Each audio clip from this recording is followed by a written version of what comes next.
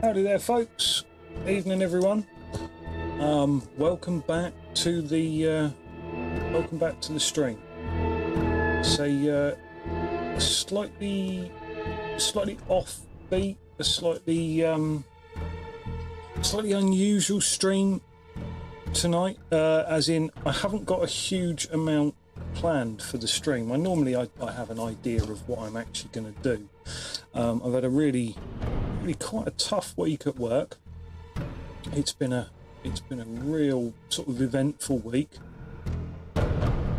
and that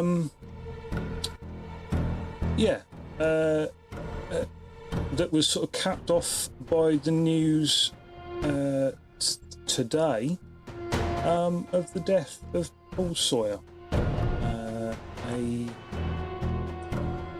rather beloved figure from my younger days when I first got involved in the hobby.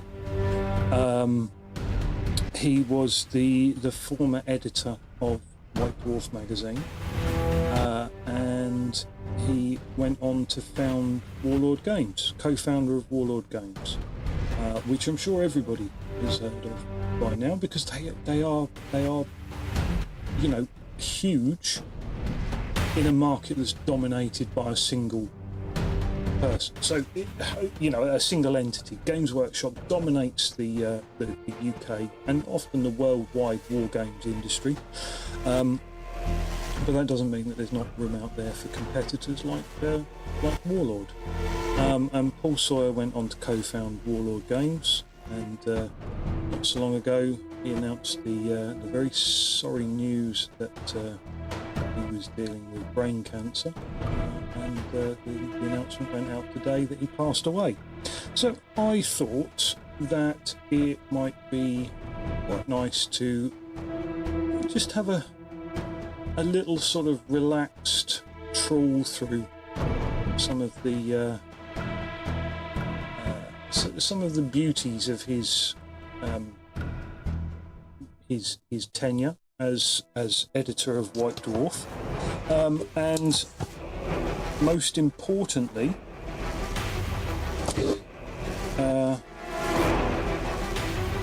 rather typically, I've picked out a couple of magazines here where he's not actually credited as editor.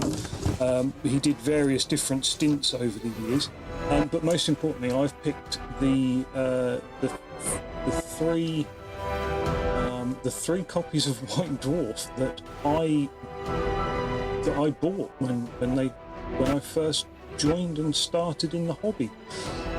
So I thought it might be quite nice to have a little look through those. Now, these are dated as simply December, rather than an actual date. I can't remember what year this would be, but I would imagine 1996. So let's have a quick look at some of these beauties. Look at these. These are this is how White Dwarf used to look. Now look at this here. Is that not? So this is our cover. Beautiful artwork on the cover, actually drawn by a person rather than by committee or however the current sort of crop of them are done.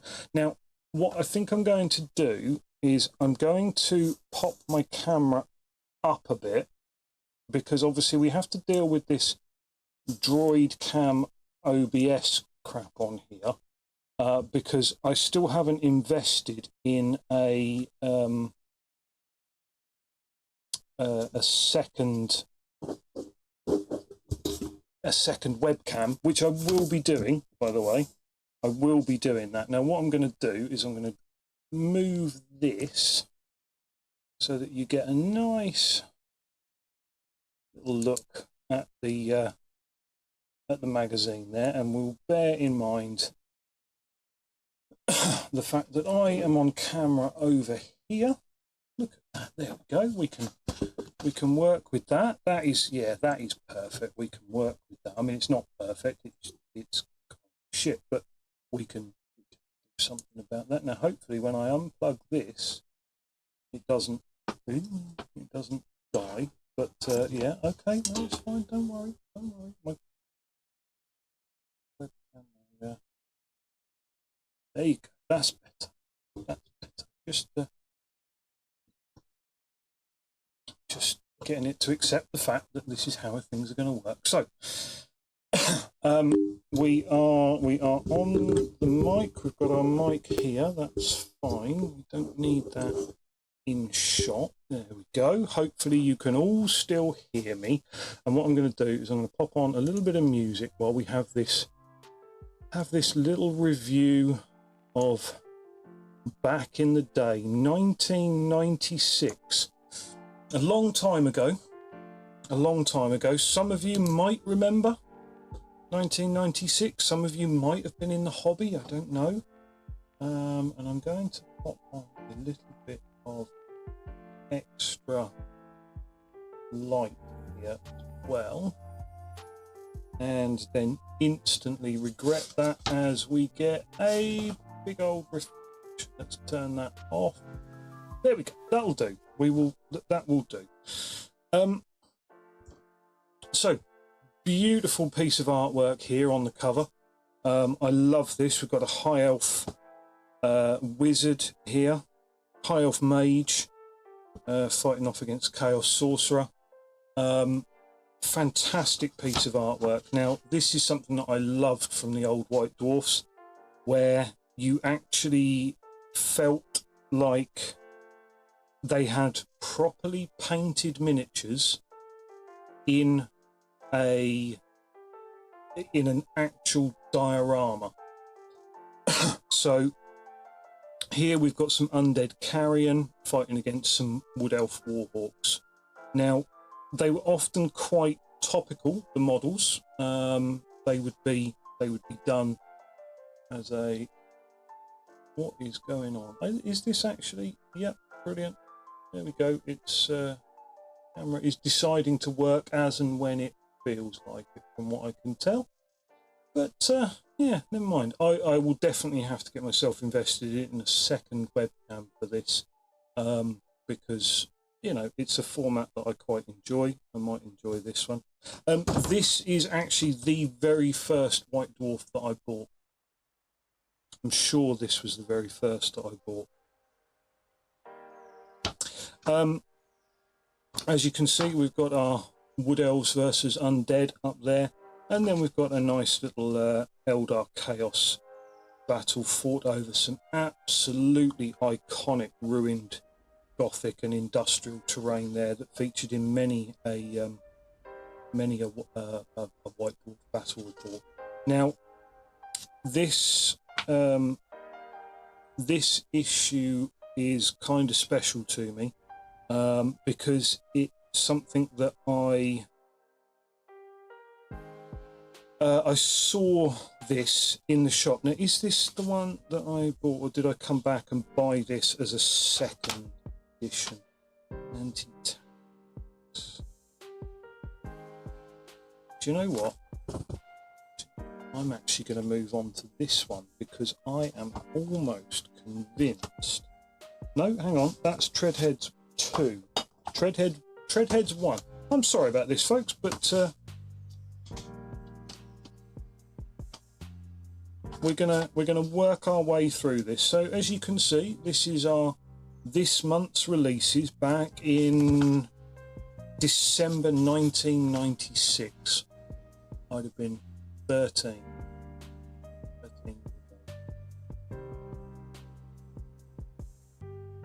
Yeah, must have been. Now, this is, so here we've got Chaos Space Marines, Chaos Space Marine Bike, Plague Marines, some really interesting stuff. Now, this is kind of what drew me in, to be honest with you, because I had never seen anything like this before. I'd seen a few bits of Warhammer, and it intrigued me. I was interested, and then I saw these teeny tiny little boys, and yeah, that was when I first started looking at Epic. Here we go. So we've got, don't know if any of you remember this one, Shadow of the Horned Rat on the Sony PlayStation. The Sony PlayStation 1. Yeah, believe it or not, there was a...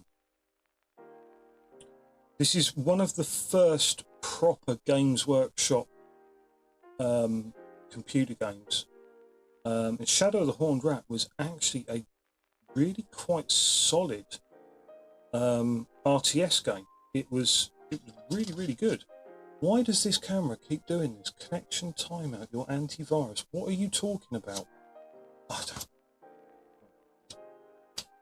Yeah, there we go. Warhammer 40,000, second edition there. Absolutely stunning with the card Orc Dreadnought. Now you see, this card Orc Dreadnought always confused me a little bit. I'll tell you what's quite cool is the fact that I thought I had it. But all I've actually got is the what are you doing? What are you doing?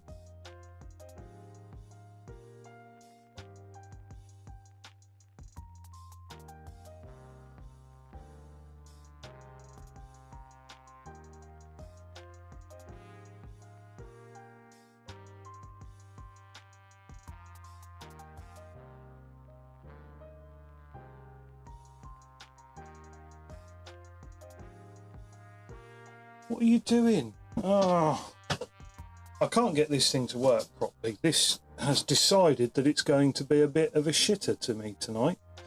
And I'm getting a little bit fed up with it. So let's see if we can close this down.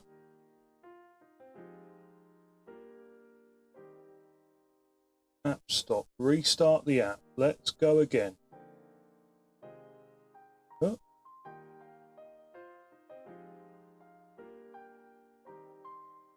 Oh, there we go, and we're back in the room.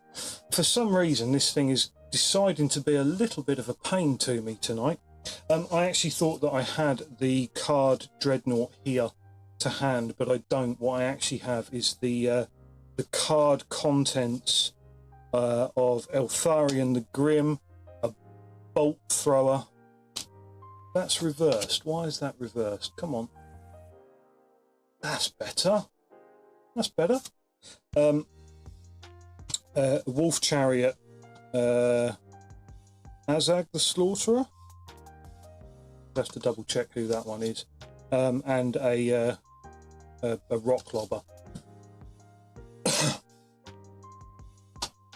So we've then got the new release of Warhammer Magic. This was the 5th edition release, which included basically all the magic items, the spells,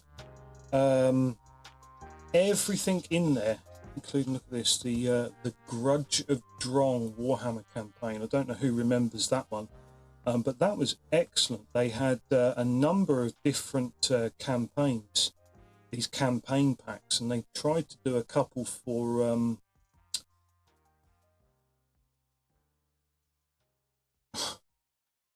what are you doing? Why do you keep dropping out? What is the matter with you?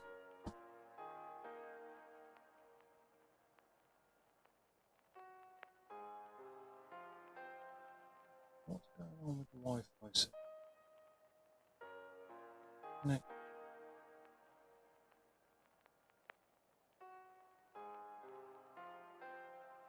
Well, I'll try and run with it for now, but that is a bit frustrating, isn't it? We had Andy Chambers in his Chambers of the Horned Rat, along with this here, which honestly is what properly got me into Games Workshop, is this single page advert here for Necromunda. as soon as I saw that, I knew that me and Warhammer would have a long and storied career. Honestly, this Necromunda box and this single page ad for Necromunda was what absolutely got me into the hobby, and I'm really pleased it did, to be honest with you. Okay, so Chambers of the Horned Rat was a long-running article about a Warhammer 40,000 campaign, Piscina 4, which I believe had, I believe it was the same one where they did the massive tank battle, which was incredibly fun. Anyway, they go on to explain quite a lot about Piscina 4, and then they show you the tables and what have you that they were using. Not quite a higher production value as what a lot of the battle report pictures came in at, but the battle report pictures were a bit of an anomaly anyway, in that they were kind of staged rather than actually fought over a proper tabletop. The tabletop that they fought over generally tended to be a lot messier, a lot lower quality terrain than what's shown in their battle reports at the time. Now, this is quite interesting. We've got an article by the very, very famous Nigel Stillman talking about tactics. Now, I mean, this is quite a long tactics article with a full page glossy spread in the middle of it, which you don't get in White Dwarf, or I haven't seen stuff like this for quite some time. It's very, very interesting. The more Necromunda there, look, you know, I was like, oh my god, black and yellow. And when I was a kid, this black and yellow just absolutely drew me in. It was incredible. It was like I was a wasp or a bee attracted to this, you know, this flower of black and yellow. These miniature, these redemptionists, I absolutely adored those redemptionist figures. I couldn't afford any at the time because I was like 13 and dirt poor. But we made do with what we could, and every spare penny that I had went to Games Workshop for many a year. Yeah, an article here on Plague Marines, the original, the sort of first real outing of Plague Marines in Warhammer 40,000. They had been about previously. I've got the Realm of Chaos books up there, which dealt with Warhammer 40,000.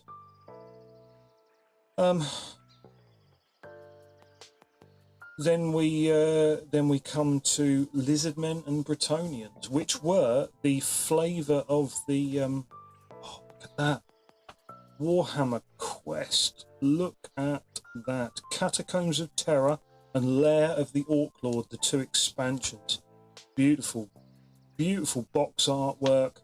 You know, Warhammer Quest itself back then was a fantastic box. And then you had these expansion packs where you would have the heroes. I've got a couple of these models physically, and I've also got a couple of these models as digital scans, which I'm sort of slowly working my way through, which is quite interesting. But then we have this this campaign here, which is Thomas Piranen. He was a writer for this. He was quite renowned for some of the miniature painting that he did, I believe, back then. And this was a mini campaign back in Warhammer 5th edition, which was the new outing of lizard men. That was the first sort of time that they appeared. And this was a mini campaign that did the rounds in White Dwarf, and as you can see, they used to run full campaigns, rules for campaigns. You'd have special characters and what have you. The lizard army is led by Quattle of Tlaxlan. Quattle is a Saurus hero, and then you see a picture of him and you think, well, hang on, that's literally just a plastic Saurus out of the base box. And that was the intention of it. This was designed. Here you go. This lizard man army here. You've got Saurus warriors, skink champion, skinks, and you've got a Saurus hero. That is perfectly runnable with, I believe, base contents of the 5th edition box set. And I think the Bretonnian forces are likewise plastic bowmen, plastic knights of the realm. This is a whole campaign designed to be run with just the base box components. So none of this, the base box is good, but then you have to buy this and that and what have you, which is the current way of doing it. So the current way of doing it, you get everything you need for an army, 2 armies in the base box. However, the armies are not very big normally, I don't feel. Whereas this, you actually had 2 full forces that were then able to be expanded upon. So you could go out and you could buy a metal hero. You could go out and do this and do that, the rest of it. And I really feel that was a nice way of doing it. Another single page advert there for Space Hulk. Again, absolutely fantastic box game. I have got this one as well. Although I believe that I'm missing a few of the floor tiles. And then we've got again a White Dwarf article. This one is about Spirers in Necromunda, setting themselves up with, they don't normally have home bases, but this was an idea to give them something to like have a nest of Spirers. So we've got Games Day 96. Now, I'm trying to recall. 96 was, yes, the Battle of, what did they call that? Antioch Plains? I think that was the Battle of Antioch Plains. With the massed Bretonnian charge against an absolutely colossal lizard man army, I believe. Yeah. In which case, that's the one before my first Games Day. I think I must have gone to Games Day 97 first. I think I have got the program for it somewhere, and I think the program for it somewhere might actually be signed by Paul Sawyer, which would be quite interesting. It would be quite nice to have actually got that. I'm quite happy if I have got that somewhere. Here we go. Treadheads Part 1. This is what I remember. This is one of the, because my dad was an absolute lover of plastic tank models, and that's really what got him started in Warhammer. And seeing stuff like this, where everything before had previously been quite cartoony, you know, Space Marines, and seeing actual camouflage patterns, and then this, which is much more in the realms of scale modelling, tank models. This one here, you know, with extra bits and a cannon added to it. Why are you doing that?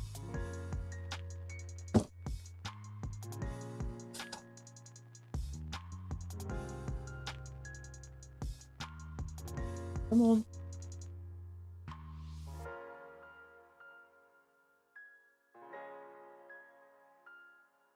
There we go, we're back in the room. So this appears to be a thing now. It did this absolutely fine the other day, and now it just appears to be dropping connection all the time. I don't know why, but it is bloody frustrating. Very frustrating. Never mind, it'll you know. We've got a full page, a single page advert here for Warhammer Fantasy, and again, you know, seeing all of these books which were all out, even though I think Empire, Skaven, High Elves, I'm not sure about, yeah, I think Empire, Skaven, High Elves, in fact I think even Orcs and Goblins, Dark Elves and Undead were all 4th edition books that were reused, and then some of them started to get updated. Not every race got a 5th edition update book, as far as I can recall. An article here on the Warhammer Grand Tournament.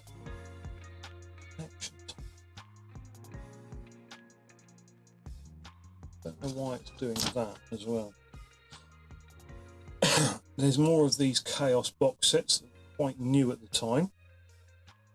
This Chaos Dreadnought here was widely regarded as being excellent if you wanted to put in your neighbour's car window, because it was simply a giant chunk of metal. It was honestly so heavy. I had one of these, and the leg joints here deteriorated because of the weight of the model, and it ended up collapsing on itself because it was so heavy. The Juggernaut of Khorne was also another pretty much solid chunk of metal. It had a couple of hollow sections inside the shoulders, and but that was it. The rest of it was a solid chunk of metal. Quite an interesting part of this was questions and answers, because obviously they were more a case back then of once a book is done, it's done, that's it. There's not going to be another one until we release another book, whereas now they do appear to release new books every 20 minutes or so. There we've got the only 3 assassins that were ever released, apart from the alternate sculpts of these, but there are no other assassin models. They literally they don't exist. There's nothing else. There is no Culexus. What? I don't know what you're talking about. Look at this. So many stores. Then we have rip-off Robin Hood, Bertrand the Brigand, and the Merry Men of Bergerac. The Merry Men of Bergerac wasn't so much a thing, but he did have a regiment of bowmen that would accompany him. You know, Bertrand the Brigand himself, Bertrand the Brigand of Bergerac, Guy Le Gros, Friar and Hugo Le Petit. Gone. I mean, you know, not really Little John, he's Hugo Le Petit. Yeah, it was a lovely little character, to be honest with you. He was quite quite a weak character. But that was kind of the beauty of it, is that he was quite cheap. They came as a threesome. You had to buy them all together. You couldn't have one of them. You had to buy them. And then you would buy a unit of bowmen to go with them. And their bowmen were ever so slightly better than a standard bowman, and you paid a point to upgrade them. Which back then, yes, we had hero hammer and what have you, but not really. It wasn't that unfair back.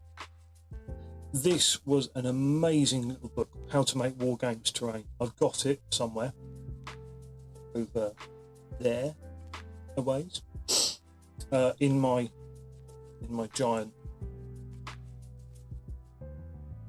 giant shelf of nerdry over there. Yeah, I have How to Make War Games Terrain somewhere, and it's a lovely little book. I honestly advise anyone who's thinking about making War Games Terrain to pick it up, pick up a copy as PDF, because it's really, really worthwhile. It's got an awful lot of information that is still valid today. It teaches you some quite simple tricks, and the terrain that they made back then, yes, it might not stand up to today's quality, but there is just an absolutely charming element. We then have a Warhammer 40,000 article on anti-tank kits, which is reusing some of the photographs from the previous battle report that I was talking about, the massive anti-tank battle. That was a heretic battle report that was from I think a couple of issues previous to this. I have got it again. It's over there.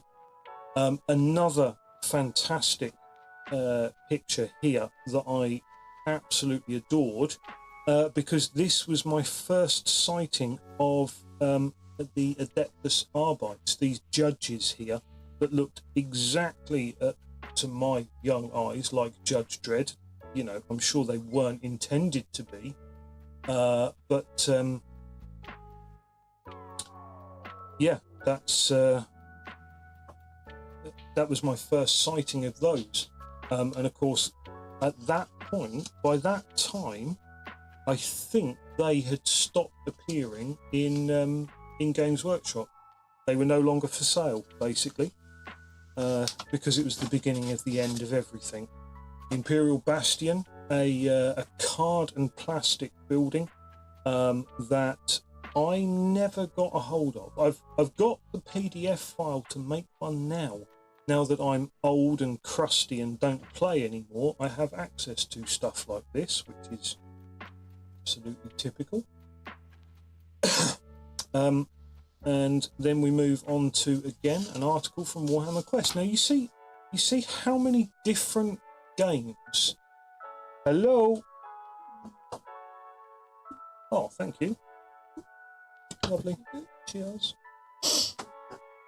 Yeah, I've got a cat as well. Hello, cat. No, you can't come up here. Well, I suppose you can if you really must. But yeah, you see how many different games are actually featured in the White Dwarf itself. So we've had Warhammer Fantasy, we've had Warhammer Quest. Started off showing us pictures of Epic 40,000. We've got Warhammer 40,000. We've had Necromunda. We've had Space Hulk. There's a little bit of everything in there, including Warhammer Quest, Warhammer Fantasy, Wood Elves. Beautiful models, absolutely fantastic. And if anybody's thinking the fresh, hot off the Adepticon Cathayan dragon isn't Chinese dragony enough for you, there's one right there. You can have that one. That one is basically a serpentine dragon. Just don't put wings on it. You're done. That's all you need to do. I was never sold on Ariel and Orion. I think that they were probably, despite being the biggest, apart from the Dragon, of course, I think they were probably some of the weakest models in that era of Games Workshop. They just weren't very good. Mind you, at the same time as we had these guys doing the rounds, we also had Nagash. It's that Nagash. Then we have an index of recent white dwarfs and recent articles. Now, I mean, this goes back quite a way. This is issue 204. 204. By which point Epic was basically dead and buried. It was gone. They were talking about releasing the new one, Epic 40,000. So this game system was effectively dead by this point. But they still show a bit of it.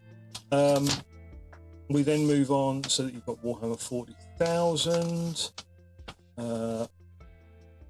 And then I think that continues in another issue where they talk about Warhammer stuff. So, the Sword and the Shield. Here we go. An article on mustering Bretonnians. With, again, look at that, absolutely gorgeous army list for your perusal there. With plastic knights.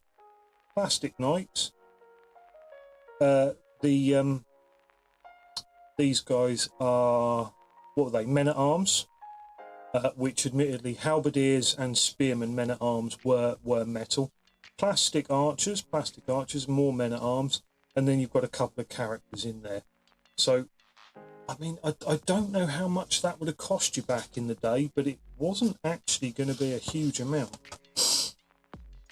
Oh, of course, this is actually a battle report. Where I believe, brand new...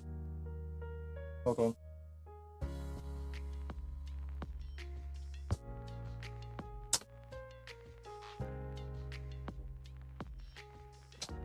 Well, that is actually kind of interesting, though, because normally, back then, they were very, very, very much guilty of the brand new army winning its inaugural battle report, because that was to sell some of the new models.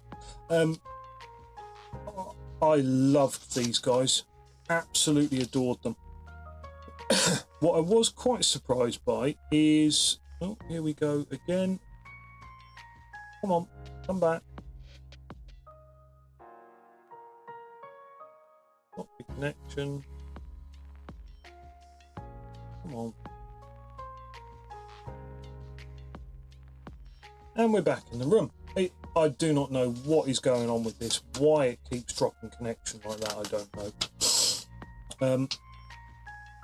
So we had quite an interesting battle report here with the two armies that were both very highly mobile, except they both kind of got bogged down from what I recall. And it finishes essentially with most things on the high elf side running away, but they have actually managed to hold on to the victory point. So it finished an 8-all draw, and then we run through the mail order catalogue. Now, how many of you guys remember mail order? Honestly, mail order was one of the best things about Games Workshop back in the day. You could turn round to them and go, I would like a Chaos Space Marine bike right side size of part number 10466/4, and you could order it and pay for it. You had mail order forms which you could take up to the shop, or if you were so inclined, you could phone up, Remember this? Phone. You could phone up mail order. I wonder if that phone number still works. I very much doubt it, but that would be quite cool. Almost like going backwards in time. Yeah. Warlock with Lasgun. Publication. Price. £1.25. Not bad. Not bad. Get stuff, will you please? Just... Oh, this is something else. I do not know what's doing this. Why are you doing that? Restart app.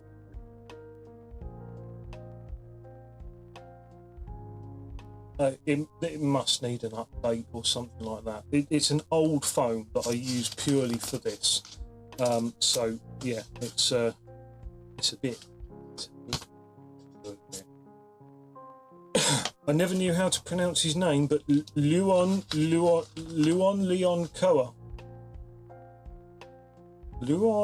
Leon Koa.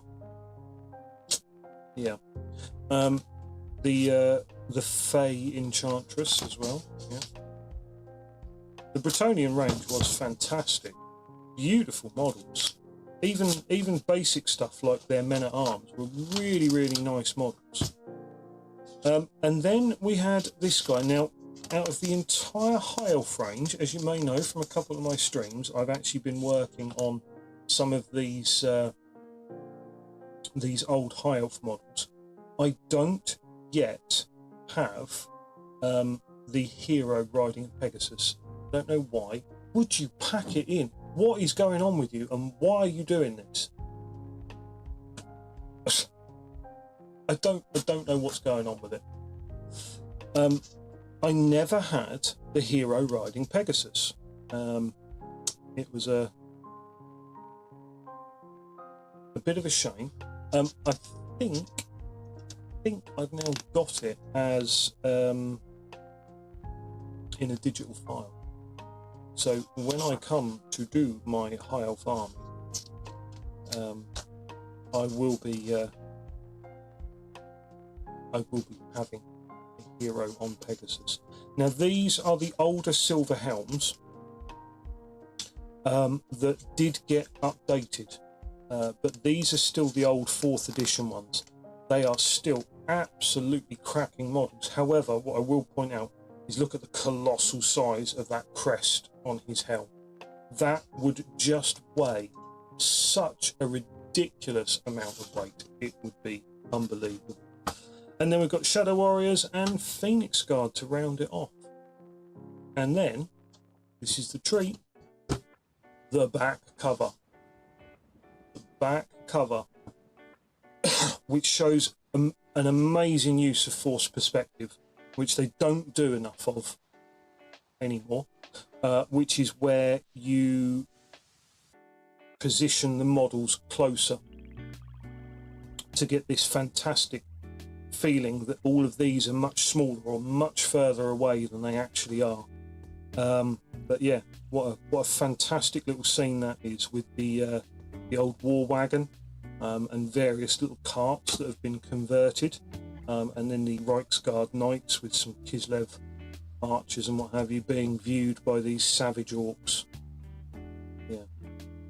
So that was White Dwarf 204.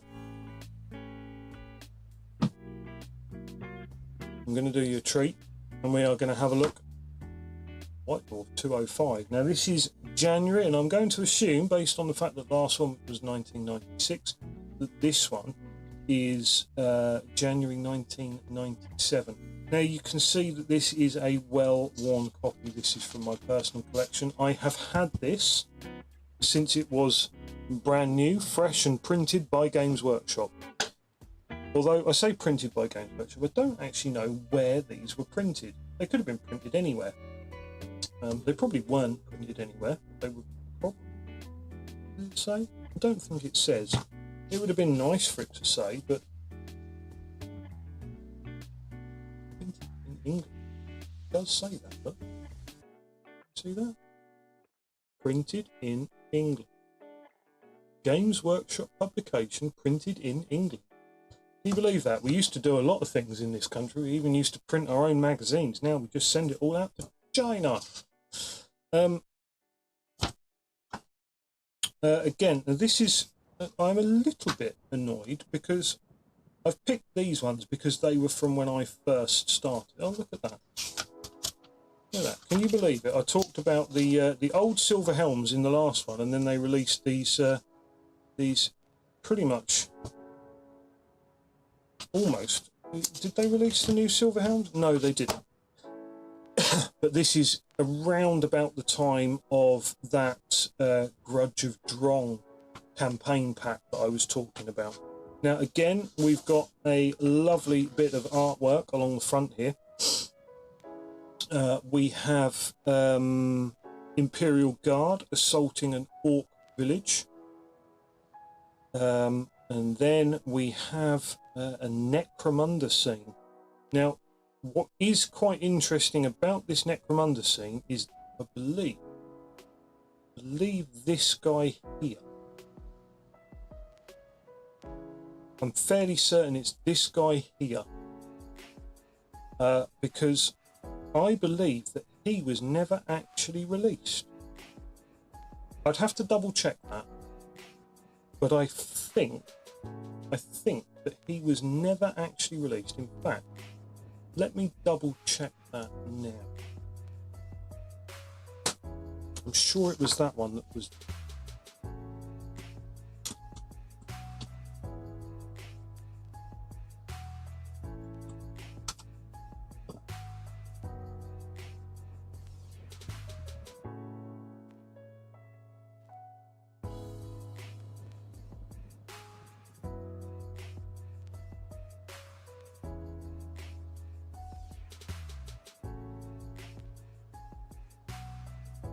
Yeah, I'm pretty sure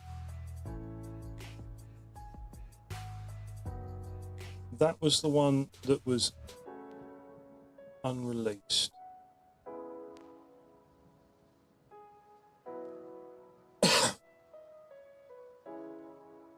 Yes, that was. So despite the fact, it says, Cawdor Leader, this figure appeared briefly on the Spanish Games Workshop site as part of a photo of a painted Cawdor gang. It was rumoured that the figure was cast and given away as a prize at a Spanish tournament or games day.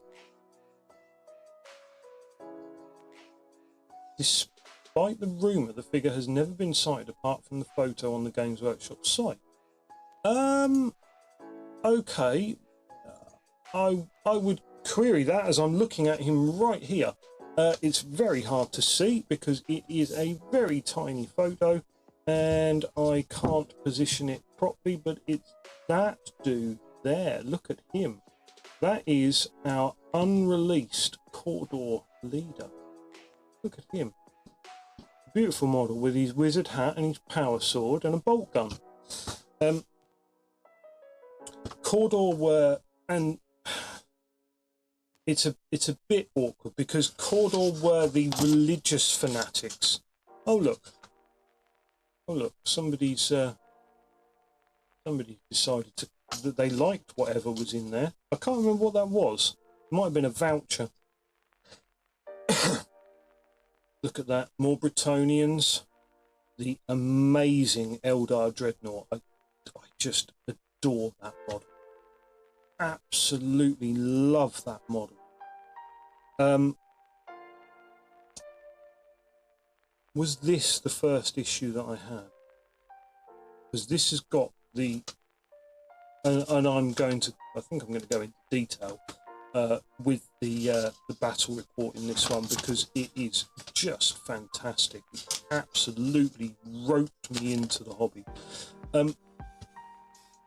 Grudge of Drong was again, you know, we'll talk about this one, but it was a campaign pack. Now, I'm not sure what campaign pack means to you guys, but this had rules, it had ideas for battle. It also included this fantastic card terrain. And this was a dwarven brewery released as a cardboard terrain, and you would simply fold it, glue it, put it together. But for card terrain, look at the detail. It's got these little little bits and what have you, you know, multiple levels, multiple roofs. It's really, really well thought out, hard to do as well.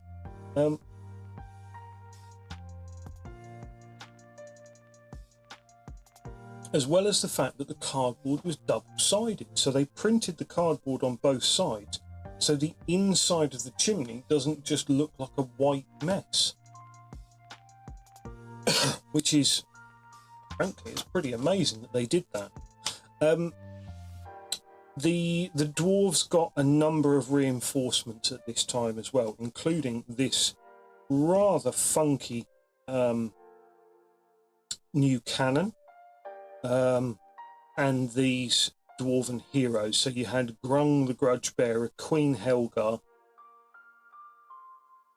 Drong the Hard, yes, I know, it's, you know, and then Crud Mad Mattock. But at the same time, the elves got a bunch of new models as well, and some of them were long deserved. So a new high elf mage, absolutely gorgeous, you know, rocking out high elf mage with his sword and his rock hands, his devil horns. And then we had a couple of mounted high elf lords. This one here was my absolute favourite miniature for quite some time. I did a couple of conversions based on him. One where I painted him up just as is, another where I cut his head off and replaced it. I believe I replaced it with a Birdman of Katraz's head, as well as a Dark Elf Succubus shoulder guard, which created like an eagle plume behind him, which was quite funky at the time. We got quite a lot of compliments on it back in the day. We've got a Necromunda article about the hunting down and death of Karloff Belois, the zombie master, essentially a Necromunda leash, a Necromunda necromancer. Why did I never make that? Why did I never make that connection back in the day? He was a Necromunda necromancer. Oh my god, that's a game changer. It's a real shame that I actually hated the model for Karloff Belois. He wasn't a very nice model at all, actually. I don't know if there is a better picture of him. I don't think there is, because they're all kind of shit. Warhammer Quest there with the previous one didn't have a picture of everything set out in the previous issue, so we've still got the same 8 heroes that we run with, even though one of the heroes is a Chaos Warrior. I was never quite sure how that worked. How did you play as the Chaos Warrior and you've got your mate the Troll Slayer, who would probably try and chop your head off? I don't understand how that worked, but never mind. And then you had just this absolutely amazing collection of miniatures, of tiles, of doorways and things like that. And then we've got a bit of a review of Games Day and Golden Demon 1996. So Golden Demon, still current, still happens to this day, I believe. And you can see the level of quality that existed in some of the miniatures. And it's not as good as today, because everyone's painting has got better. Look at this. I mean, this is what won back in the day. And honestly, back in the day, this was the best that people had ever seen. These miniatures were, for their time, absolutely incredible. But yeah, unfortunately, times have moved on. The miniatures have got better. Even while they've lost some of their charm, the miniatures have got better. The painting has got better, and I don't actually feel that that's a bad thing. I'm normally a case of everything new is bad, everything old is good, except for miniature painting. The methods, the techniques, the results and the outcome are simply incredible that people achieve these days.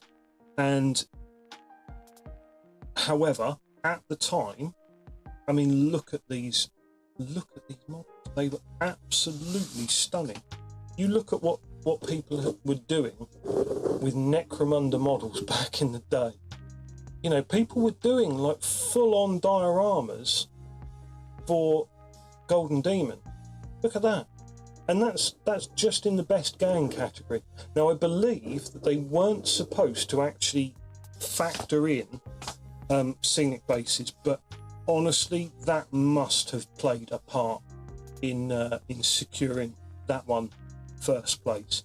I do actually believe that the painting is quite possibly better on the second place one than on the first. But the fact of the matter is that setup there, that showing is just stunning. This is very much a case of nobody knows what the hell it was. I mean, essentially, it was it's a Chimera chassis with a Lehman Russ turret and a whopping great bridge on it. It's like the bastard son of an AVRE and a Land Raider or something. I have no idea. Best battle scene is such a difficult category, but honestly, look at the detail that this guy put in. You know, with his Horus Spirers fighting against Ratskins. It blows this away, and I love this display. This one is fantastic, but that is just, you know, it's a completely, you know, it's kind of a no-brainer which one wins that. And again, like I say, Epic being part of the show. Essentially, Epic was at this point, it was basically a dead game that they were ready to run into the ground and release Epic 40,000. But they still had the category there, and look at the beauty of those models. I mean, is that I can't remember what NID model that actually was, but the Titans are fantastic, and this Battle Force, this Space Wolf Battle Force, just look at the time and effort and quality that had been put into that, because that is something else. All of the dreadnoughts had different banners painted on them, which is amazing if you ask me. And then finally we get the Youngbloods down here, which is an absolute cracking rendition by a Dark Elf Sorceress. A bit more Necromunda. We have a bit more Lustria, the Looting of Hwattle.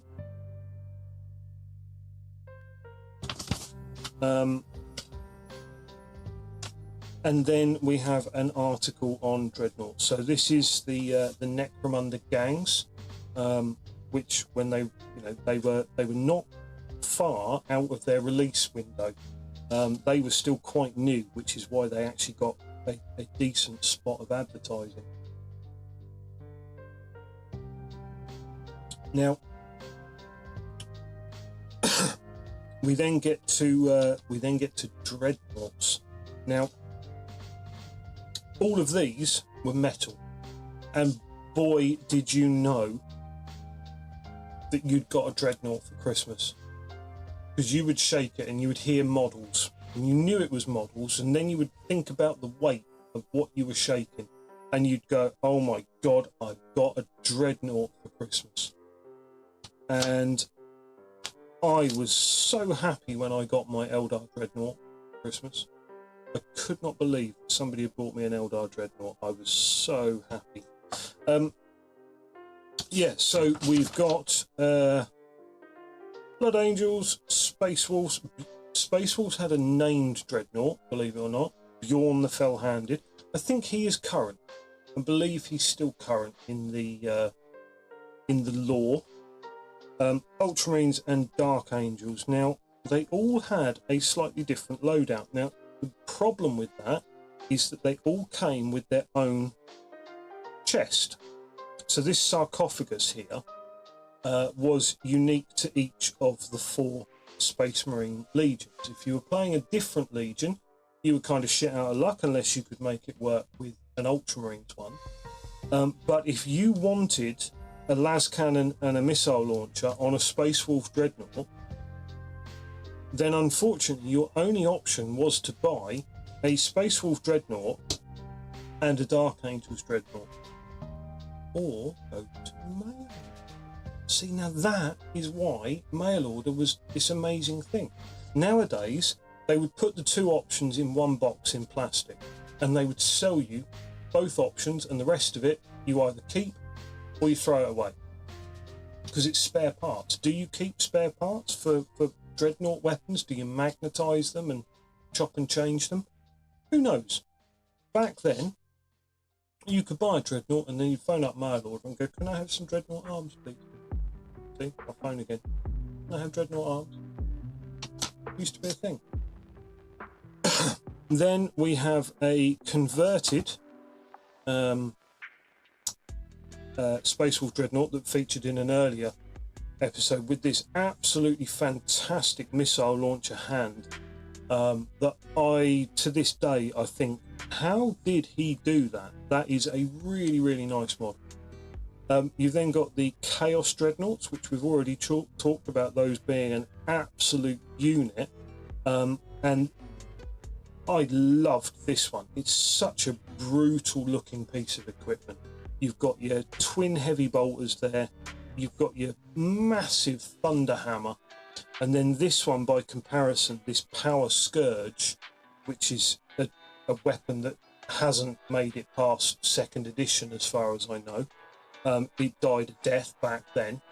This Power Scourge, which doesn't exist anymore, it's just a spindly looking thing, and they always used to break, so you'd always lose one of these. Normally it was this one here, so you'd end up with these 3 the same, and then this one would be broken off of everyone's, and it's just a horrible piece of mech. I mean, it's actually quite good in the game. I think it got you extra attacks or something. Then we have our Eldar Dreadnoughts. And there's actually, there's only 2 marks here. This one here is a conversion. With the quite rare D cannon as a weapon, but it's also got a Harlequin jet bike carapace, which is somebody kit bashed it from a Harlequin jet bike. This one is the more modern version, which has 2 arms, and then the older one used the weapon mount instead of an arm. So that's why these ones look slightly different. Other than that, they are very, very similar. The legs and what have you use basically the same posing. There is slightly more movement in this older one, but it's offset by the fact that it's got only one kind of spindly arm, whereas the more modern one had 2. It did also have the option of shuriken catapult and a flamer, and they did release both arms with both weapons, so you can buy a left arm with a flamer and a left arm with a shuriken catapult. I say you can, if you can anymore. And then we have these cheeky boys. the Orc Dreadnought, which had no options whatsoever. It was just what came in the box, and you had 2 heavy weapons and 2 power claws, and that was it. And there were no options with the Orc model whatsoever, as far as I recall. There was no options for glyphs. It was just simply how you chose to paint it, which is fair enough. Doesn't need to be an option for everything. It's nice when there's an option for everything, but there doesn't need to be. I keep hitting my my camera arm here.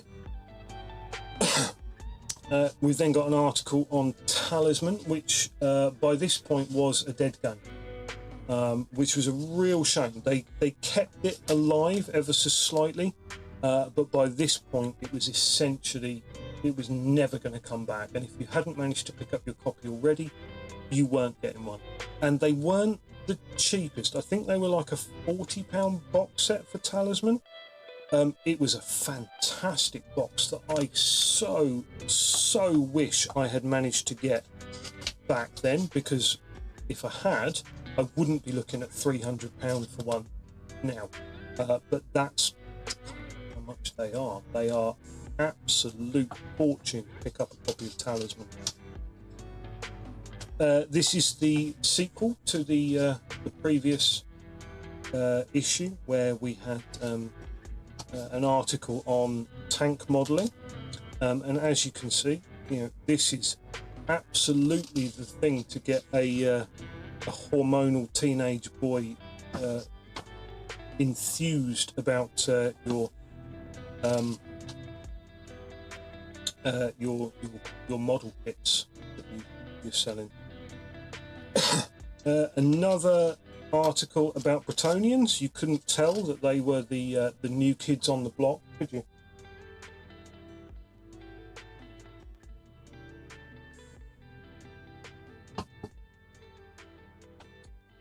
Technically, the Bretonians did get a model release in 4th edition, but they never got an army book. So they were about the only faction that had a semi-complete model range, but never had their own army book in 4th edition. It wasn't until 5th edition came out that they got their own army book, and you can see all of these models that they added into the range to go with the plastic Knights of the Realm. And again, we see the Wood Elves. Again, the Wood Elves got an army book for 5th edition that they didn't have in 4th. Yeah, nice little article on mutations for your Chaos Space Marines, including some. So this was also quite a nice thing. Everywhere that you can see these, we'll call them asterisks, but they are Chaos Stars. So each of these is marked with a Chaos Star, and everyone that has those is actually a conversion. And they put these in the Chaos Codex. They put conversions in their Chaos Codex. I mean, hell, at the front of the magazine, they put a picture of a model that they never released. So, back then, they did do some crazy shit, to be fair. These were all released. Some quite funky paint jobs on that, to be honest with you. I like that. That's a really, really nice yellow colour they've carried across the whole range. And then you have these guys, the Thousand Suns. The Sorcerer was the standard model, but these guys... all of these were conversions. They cropped up out of one place or another. I can't remember where they actually came from, some of these. That was a veteran sergeant or a Space Marine captain. I think it was a captain with a bionic leg, because he's got this braid across his chest. Yeah, so that's where he came from. Now they've got a thing talking about strategy cards. So strategy cards were where you, at the start of the battle, you would be dealt a certain number of strategy cards based upon your strategy rating.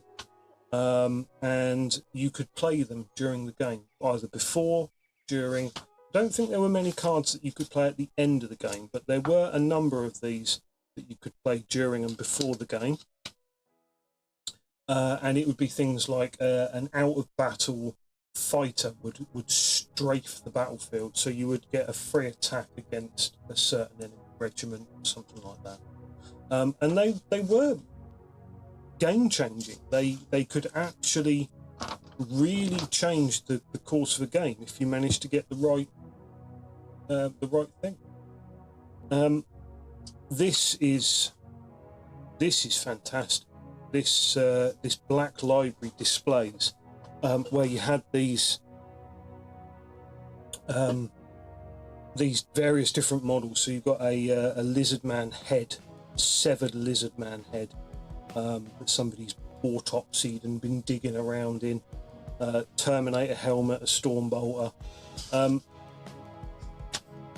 Lots and lots of sort of peripheral things were added with Games Workshop that that were sort of adjacent to the hobby. That somebody had just gone, oh, do you know what? I'm probably going to spend like 8 months building and painting and decorating a severed lizard man head. And somebody higher up went, yeah, go on in. It's like, wow, okay. A painting an army article. This guy and his goblin army, in fact. Which is quite a special thing because it uses models from all over the place. You've got, the wood elf dragon. So his goblin lord was riding on a wood elf dragon. Obviously in the game it's not a wood elf dragon, it's just a normal dragon, but somebody still went out and bought wood elf dragon for a mount for a goblin, which is quite a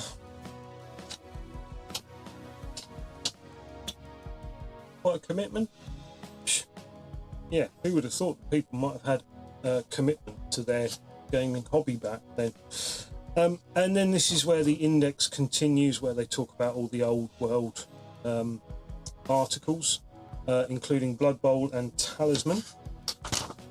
And then Man of War.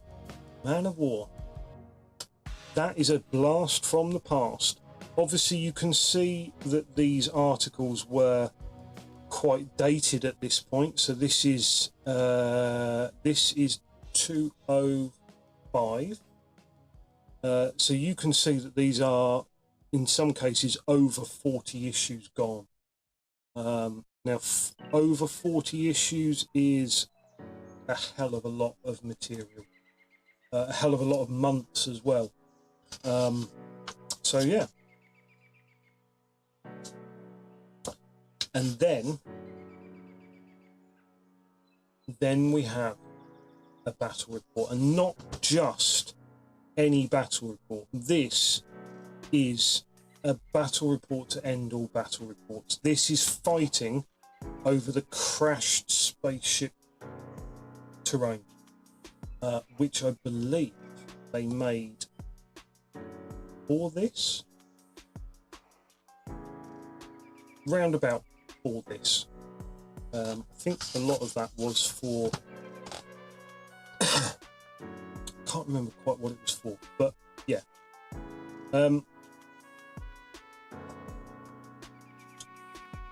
This was again a quite an interesting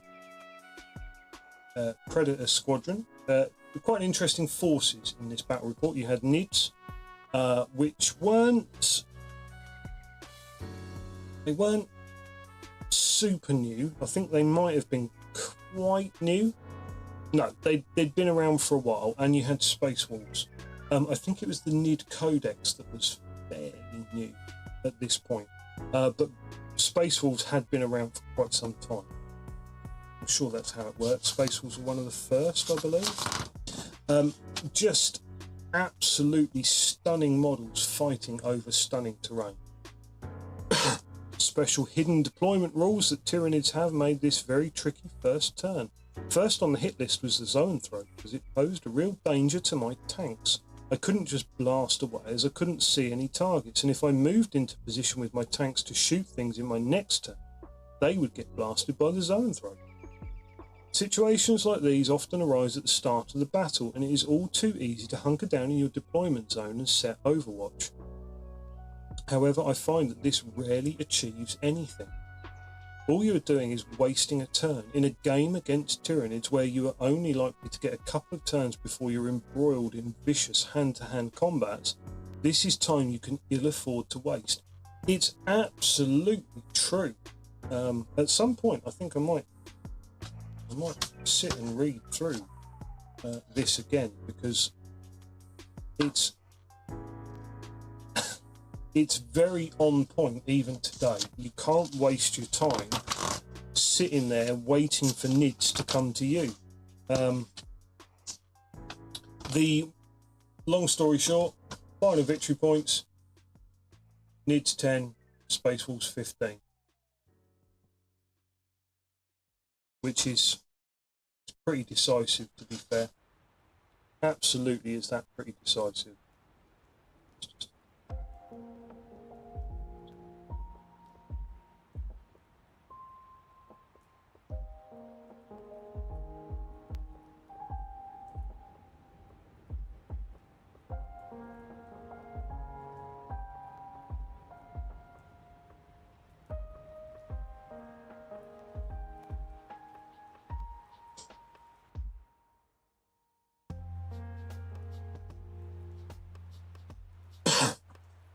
Nice little article on mail order, and then we see metal skinks.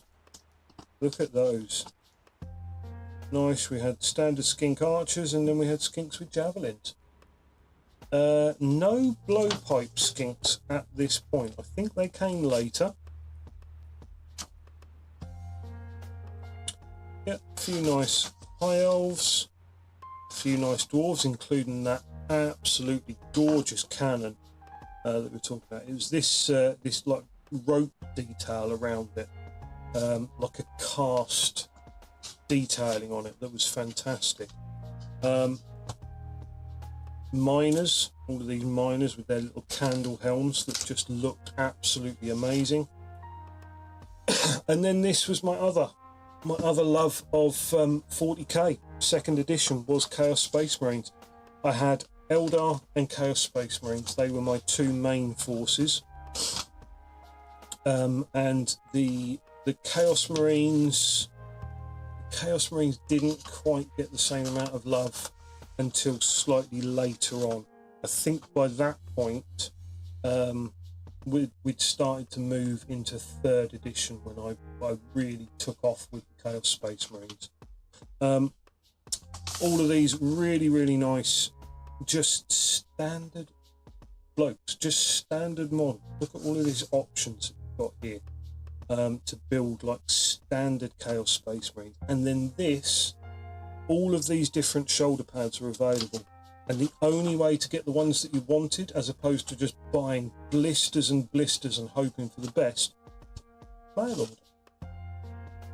And they don't do mail order anymore, which is just an absolute travesty. The time that they stopped mail order is the time when everything really started to go to pot. Now that is a absolutely iconic battle scene. Look at that, A Cold Hellbrass there, along with the Lord of Change. That is I'm sure that's a conversion. Chaos Sorcerer with his familiar, as well as one on a disc and another one in the background there. Look at that. That is properly an army of Chaos Sorcerers, as well as these Cinchian Flamers and Pink Horrors. And then you've got an army of Kislev with all these Horse Archers. Were they Winged Lancers? I don't know that they're Winged Lancers. And then a War Wagon and Knights of the White Wolf in there as well. Look at that.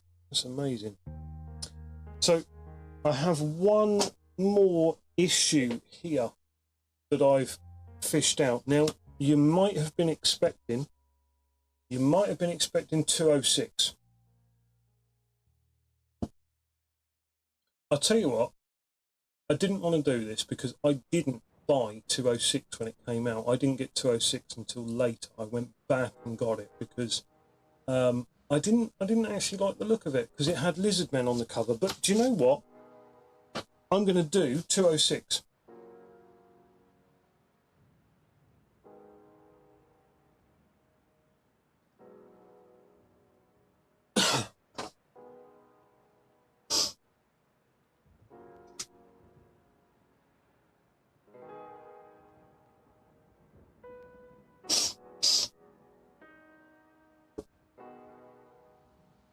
.206. Look at that.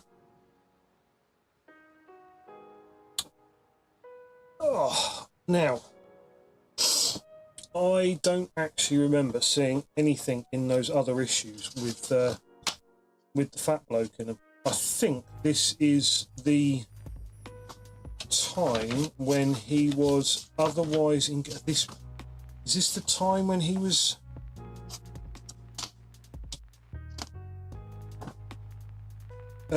When he was doing the journal.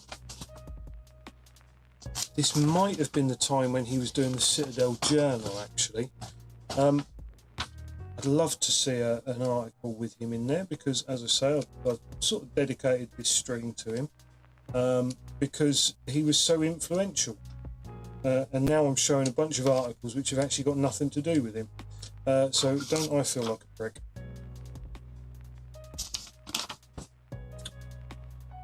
Yeah, pretty much. Pretty much. Oh, he's not there either.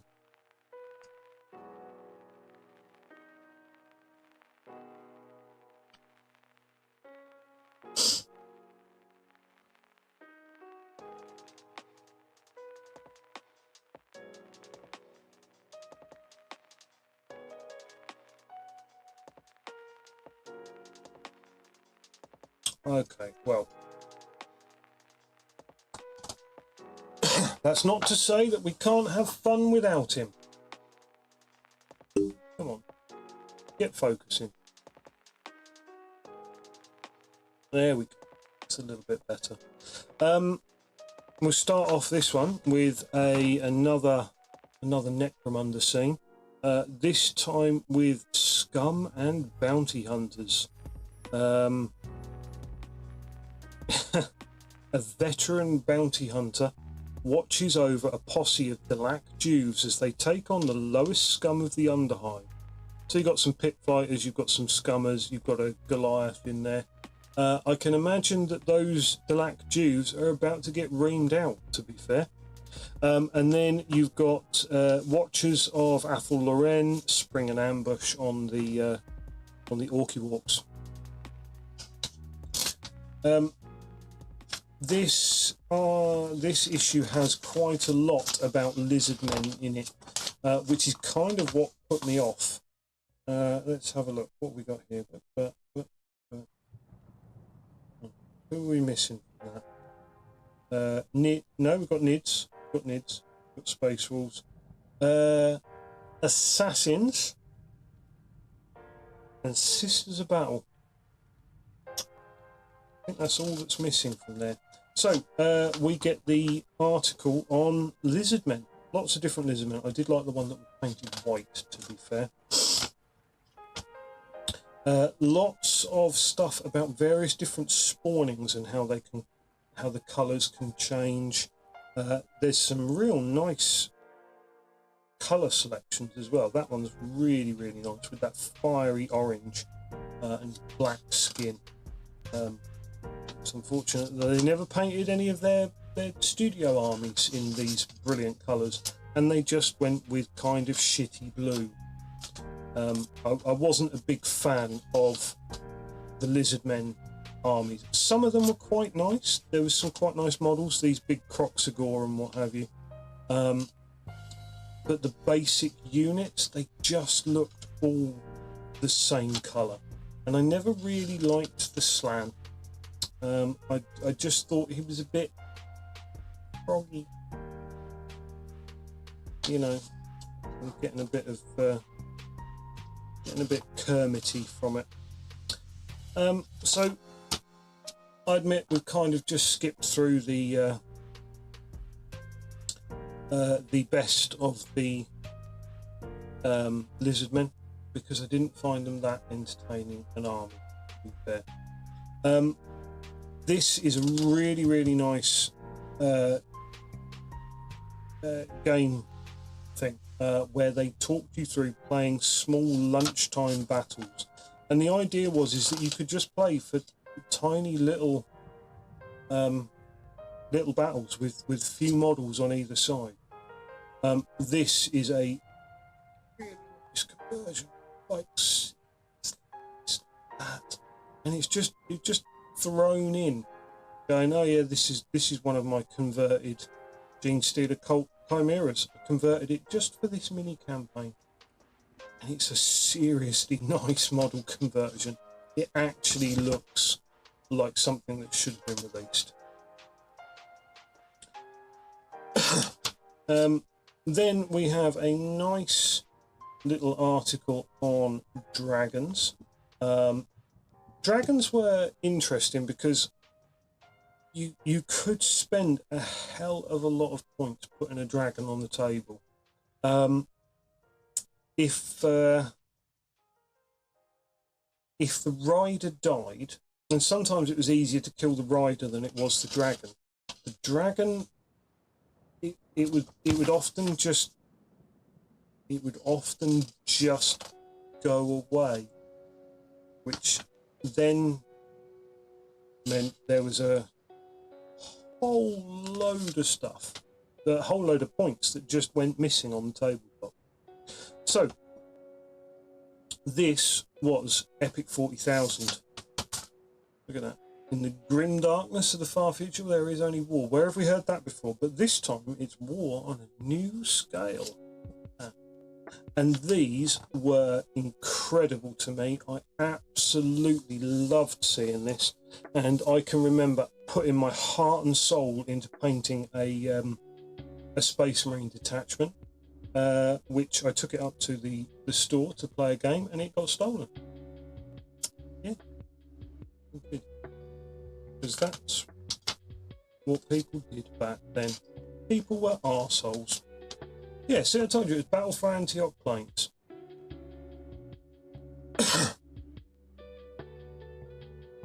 It was an absolutely colossal display piece. How they managed, I mean, look at that. It is just enormous. And how they managed to get so many miniatures painted is unbelievable. Now, I've seen Games Day miniatures painted. I saw the Space Marine chapter, the Ultramarines chapter painted up, and they're not painted to the highest standard. They never were painted to the highest standard. I know that because I painted some of them. Because when you're a kid who spends an inordinate amount of time over a summer holiday in a Games Workshop branch, they take advantage of you, or at least back then. They got you to paint shit that they should have been painting themselves. So I know that some of them weren't painted to the best of anyone's ability because I painted them myself. I did put quite a bit of effort into my one though, and it was only a single figure that I ended up painting. So I can't talk about the rest of the model, I suppose. Can't be too rude about it. But yeah, you can see how absolutely colossal the scale of this this table and this army were, with all of these Bretonnians riding out. This is probably my favourite part of the entire display. I don't know if you can see that. Let's see, can I get that? Can I get that close up? So this board here has got Saurus warriors on it, and an enchantress, and she's turned the front ranks into froggies.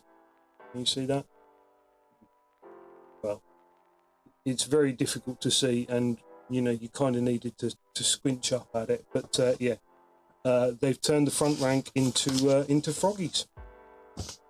I like that. We then have oh, what did we have in here? I can't remember what was given away free in this one, but clearly you can see cardboard cutout. I've got rid of that. I don't know what that was. I wonder what it was. Let's say. Don't know. Not sure. Never mind. Then we've got an article on noise marines. Now, noise marines might be a staple, but back then they were a little bit underused. Partly because the models were so hideous. They were very much an acquired taste, which not a lot of people acquired. Necromunda's still going strong at this point. Then they started taking Nigel Stillman abroad, which is a massive mistake, because he could bore the pants off of anyone, from what I heard. Nice little article on Chaos, bits and pieces there. Basically, Chaos, that was the 4th edition. Now, Chaos was a bit weird because when they released Chaos instead of just as a book, they released it as a box set. There was a book as part of the release, but it came in a box with magic items, cards, because they considered Chaos to be too big for just a book release, which was a bit unfair to everyone else, I feel.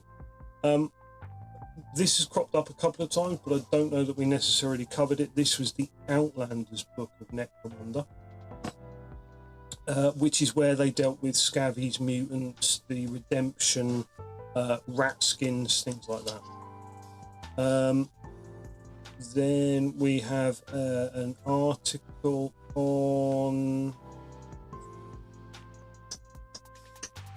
I don't actually know. The Book of Days. Basically just a history of the old world.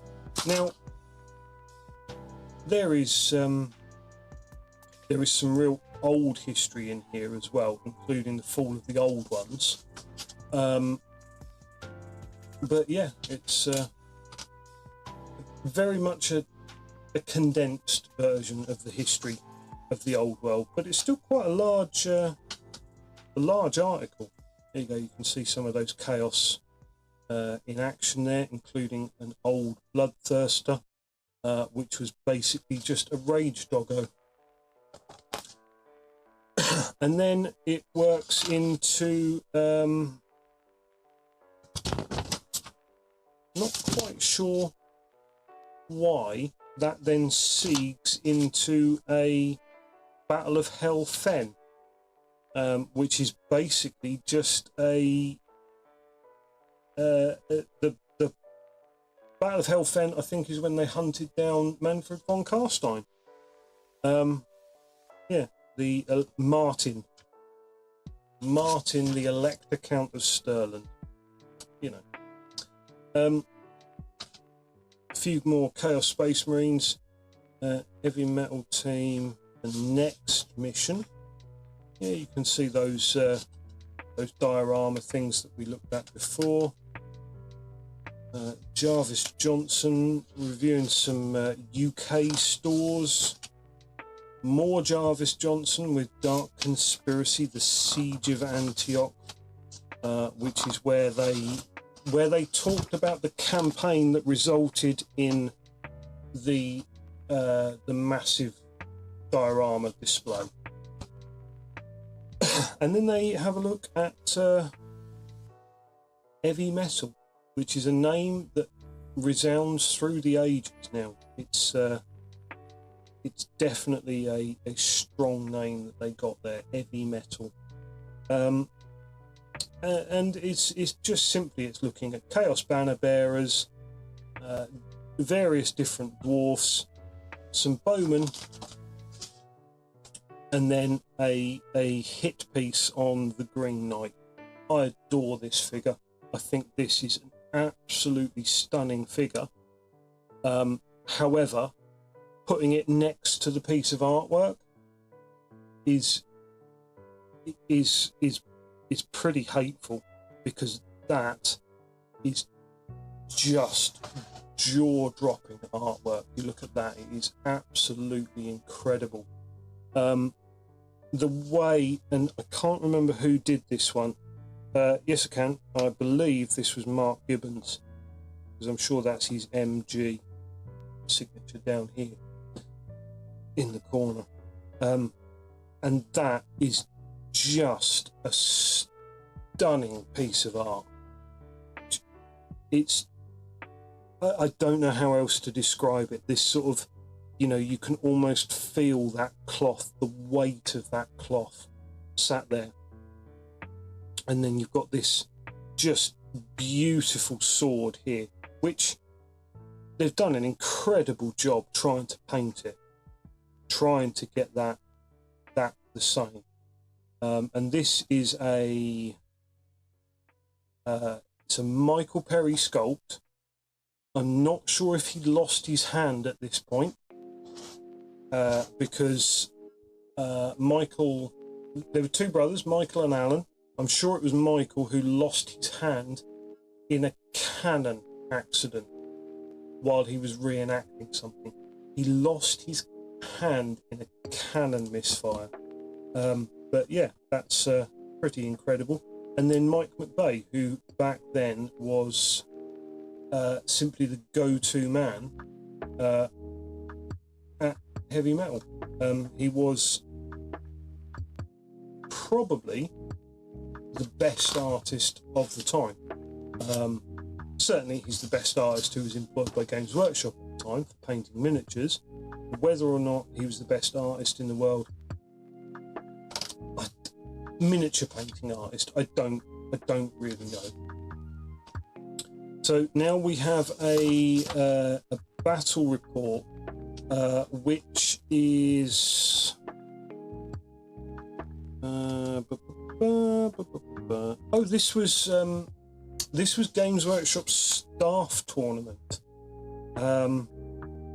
They have their own armies. They would bring their own armies to tournaments. And yeah, Gordon was who was Gordon? Gordon was a head troll, and Ben was who?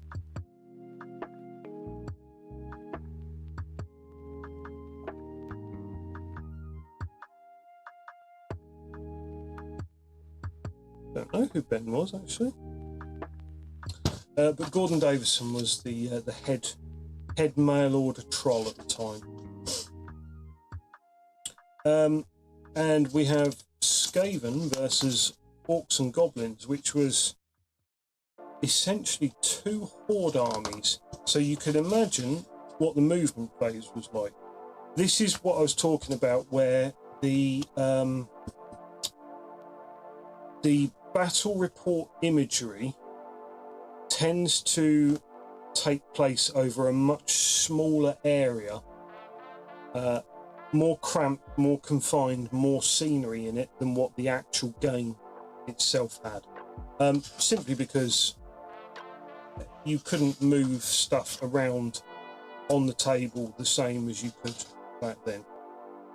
Let's have a look. What we got? Netcommander box game, 40 quid.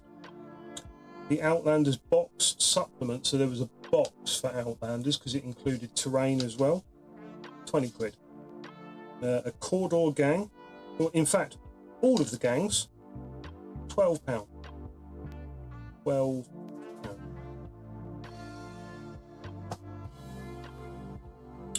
Noise Marines, Chaos Space Marine icons. Which one did I have? I think I had the Flesh Banner. I'm sure I've got the Flesh Banner. I think at some point I had the Rapturous Standard as well. Lovely bit of Bretonians in there. And then we've got dwarves, including these nice drunken dwarves, which is a lovely thing. And then we've got some more boring lizard men, and then finally the back page, which is the studio's Lizard Man army. Now, see if you don't agree with me that they were just a bit boring. They weren't very fun. There was limited and little colour. It was just a bit poo. Didn't like it. Wasn't much of a fan. Yeah. Right. I'm gonna do one more. Now that is 207. Now you will excuse me if I wax a little bit lyrical about the Viper. I love the Viper, and I detest what they did to it in the battle report in this book, because I was so gutted. Empire versus Chaos, including back here the happy beast of Nurgle. Can you see him there? Yeah, that's the happy beast of Nurgle. And then down at the bottom here we've got more Chaos, but these are the bolt gun Chaos and Space Wolves. Yeah. This art, there is some cracking articles in here. So both Space Marines and Eldar got this sort of fast attack motorbike and sidecar. So you've got the attack bike and the Viper jet bike. Both 2-man bikes with the normal bike weapons, but then also with a heavy weapon as well. And they were absolutely lethal, because being able to transport a heavy weapon around the table like that was utterly fantastic.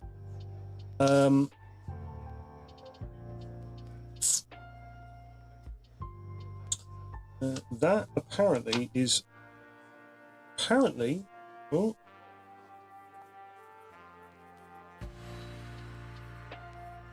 there we go, lost and then back again, lost and then back again. The camera is still playing up, still being a bit of a knob, but never mind. More Necromunda there.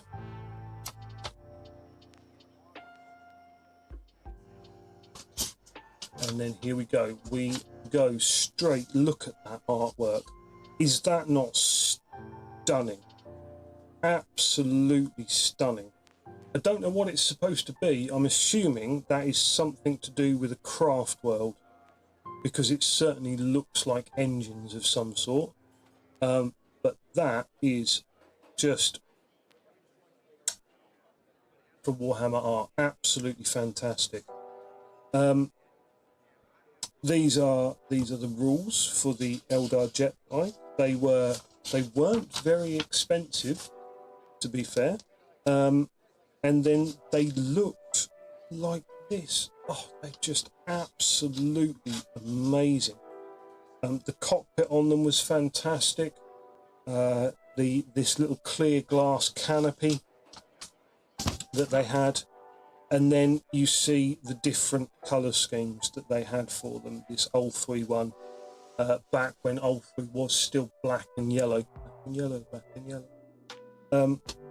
and then you see this resin cast of the Viper. It's this was called a 3-up, which is how they did it back then. So what they would do is they would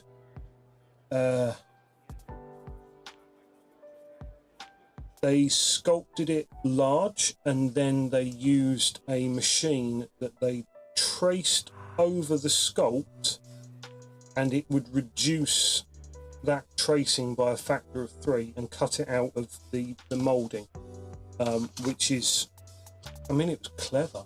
It was extremely clever. And then that is the genius there. The man who made Eldar what they are today. Yeah. They've got a Biltan version. They never actually got around to painting up an Elatok or Iyanden version. Not for this anyway. And the Elatok one that they painted this jet bike that was like, are you sure?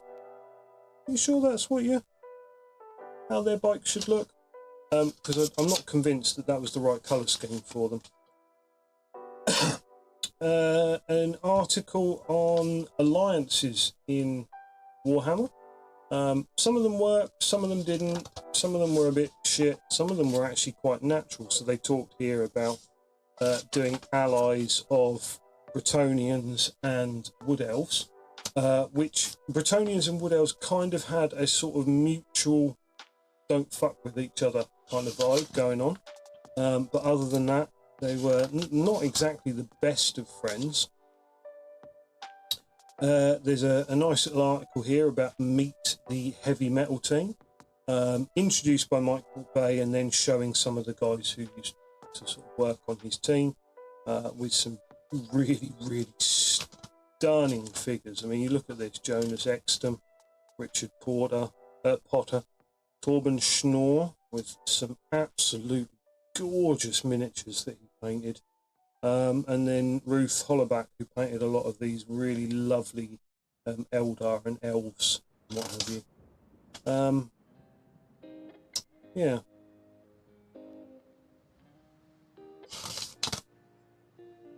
Dark Conspiracy 3, which is where they are still talking about the Siege of Antioch, I believe. Nice little illustration there of some of the plastics that were available. This is the first generation Tyranid Warriors that was still available. And then there's this thing, which has often tried to be replicated, and I'm not sure that it ever truly will be. Not to the extent that this absolute madman built this original this thing out of polystyrene and straws and just plain madness.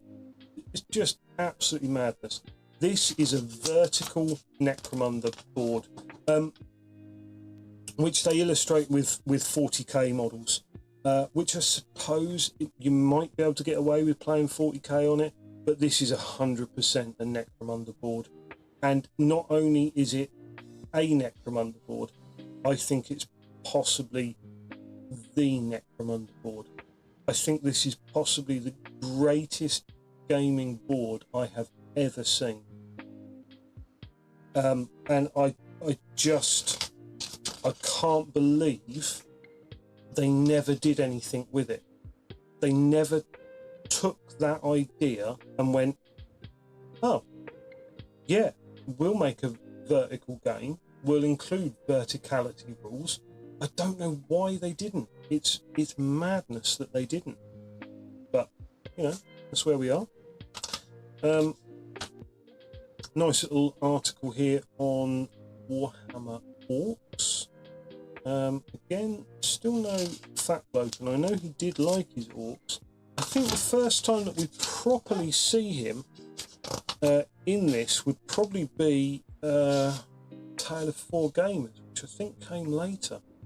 Space Marine attack bike here, it's much the same principle, but it's Space Marine, so it's big and it's clunky and it's chonky, and it looks really impractical, whereas the Eldar one is just a thing of beauty. No,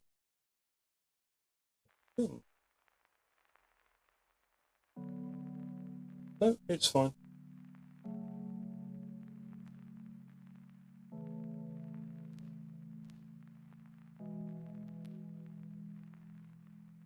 Sorry, just checking on this. Yeah.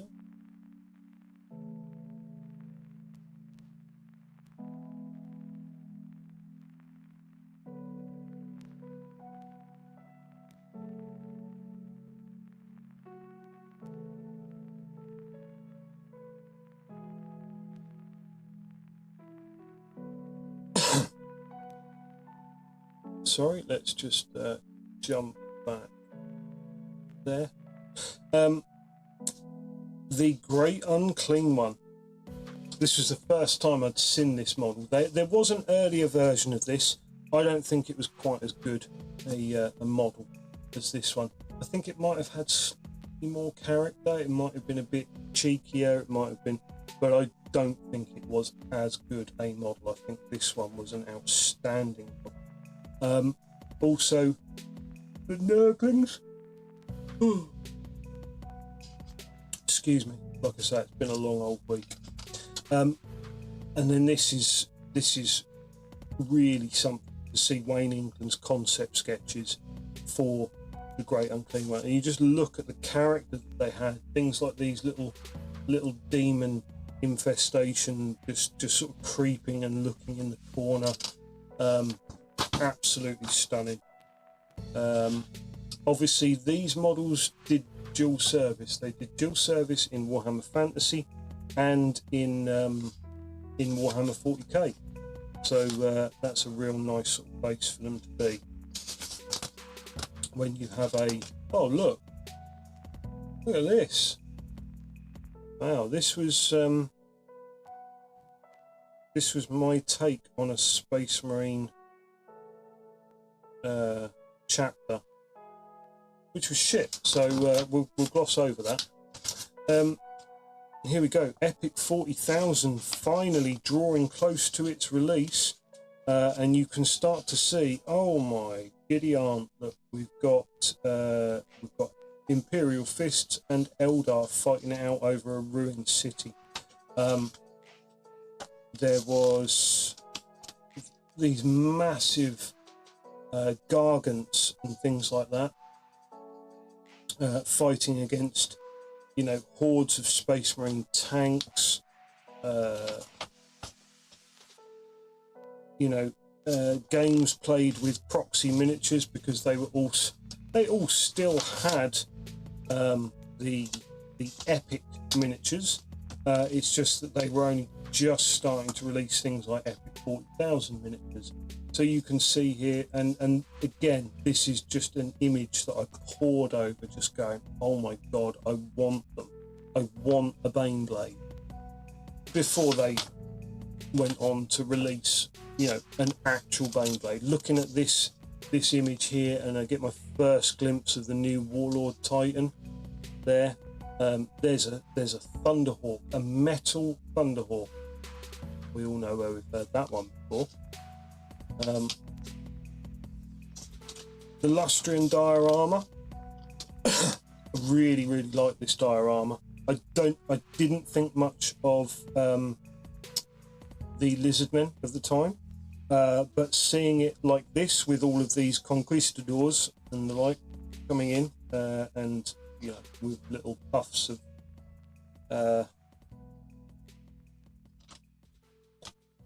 what is that, cotton wool, flame and the like, and they did actually manage to get some colours on these skinks, these lizardmen, which is a real nice change. Yeah, I mean that then sells the models, the rest of the models. An absolutely fantastic article here on saving crap in order to make terrain. Look at that. And I mean, this is this is fantastic. This is actually made out of card, paper mache as a terrain hobby. You got this guy who built an entire static terrain board, which means that you can battle over the same terrain again and again and again, which is annoying because it might get boring, but also at the same time it's amazing because it's amazing. This was quite an interesting one because these slayers started to look slightly more modern than the old ones. And then you've got Score the Falconer as well, which was a nice model. I did like that one. A little article on liveries for Bretonian bowmen. Double page spread for the actual Warhammer box game. And then we have this is the Fast Attack Battle Report. And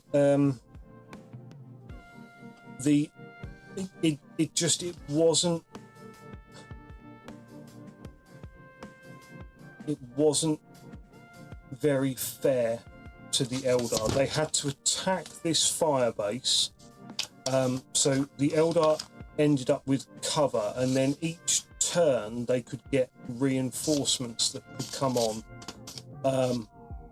but they only had up to a certain amount, and then the Space Marines, they just all turned up at once on the luck of a dice roll, I think it was. Gorgeous terrain. We've got an Imperial fire base there for them to fight over, so it was really, really nice and stunning looking models, absolutely stunning models. But it felt like they weren't using much of the table, and then they kind of nosed it up because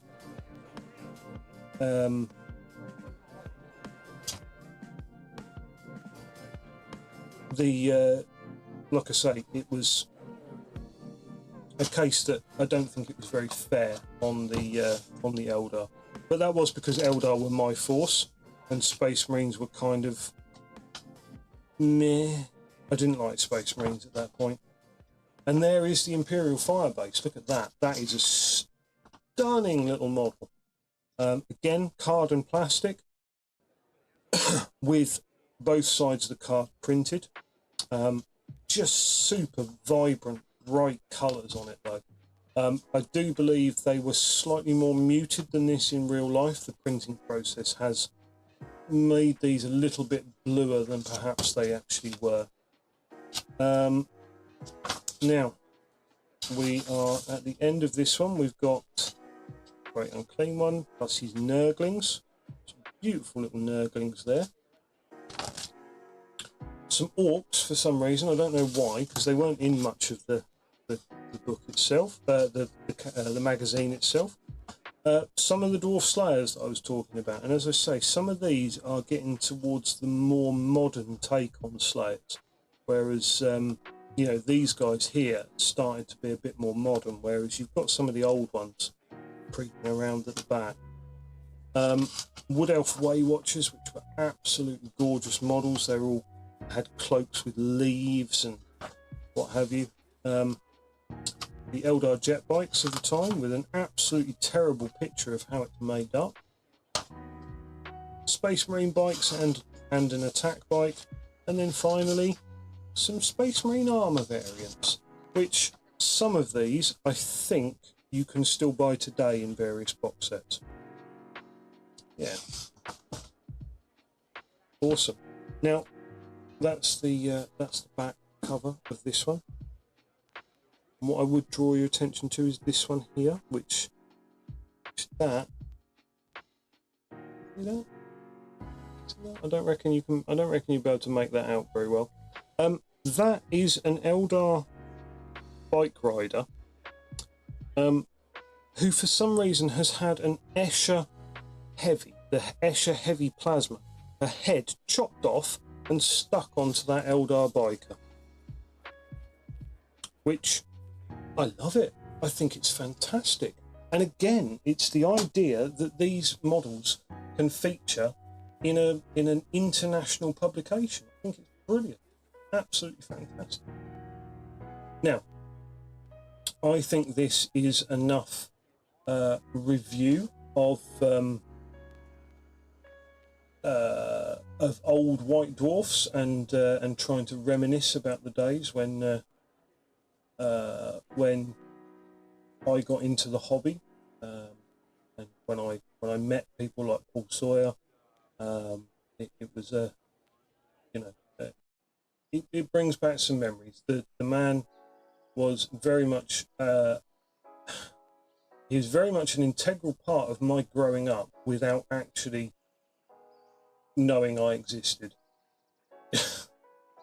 So what I'm going to do is I am going to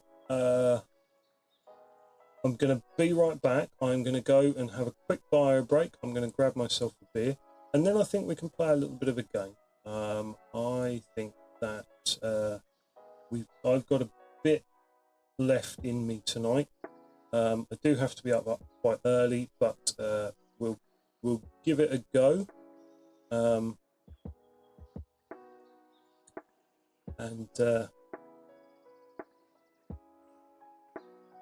And see if we've got a little bit of gaming inside of us, which we should have. So I'm going to pop you on Be Right Back, and I will be right back.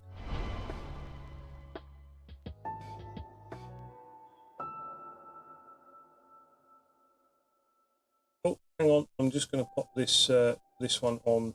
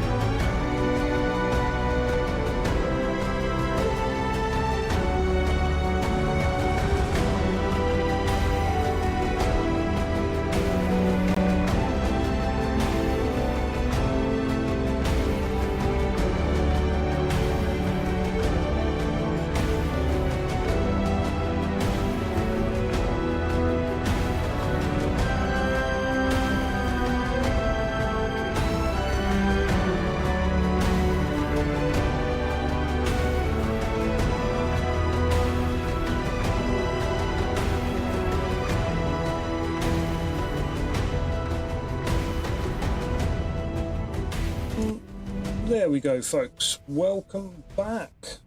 Welcome back to this little stream. Now I have changed the category that I'm streaming in, I believe. It is now apparently a category that I believe nobody else is streaming in, which is kind of shocking, but not that surprising, because it's quite old.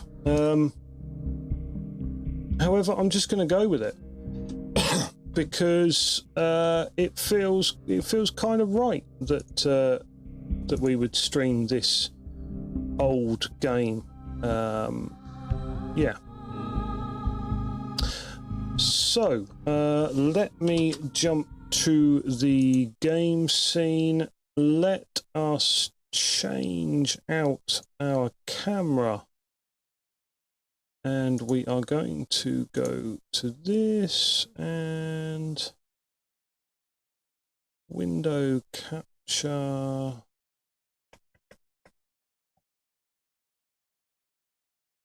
Window capture. What are we going to window capture?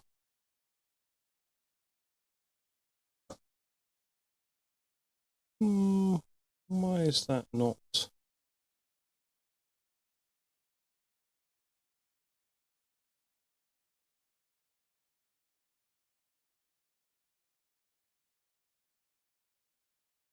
Nope, don't want Steam, don't want special offers. Don't want that. What are you doing? Why are you not working? Close that. Oh no.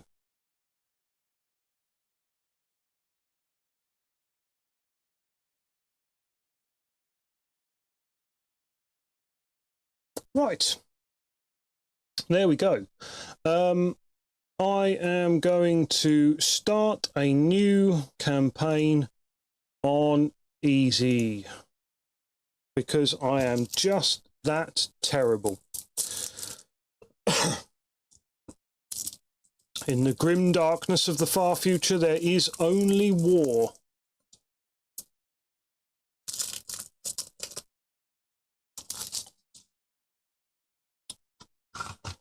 Xenos invasion force detected.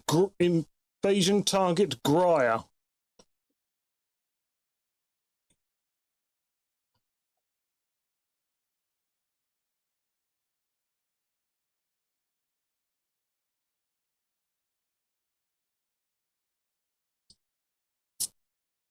We don't really want the orcs to be having access to Warlord Titan.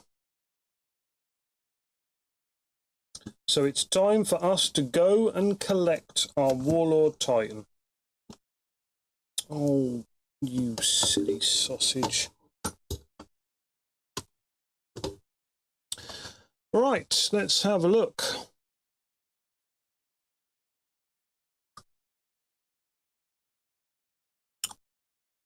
Delay unacceptable. Deploy the Spasmarines.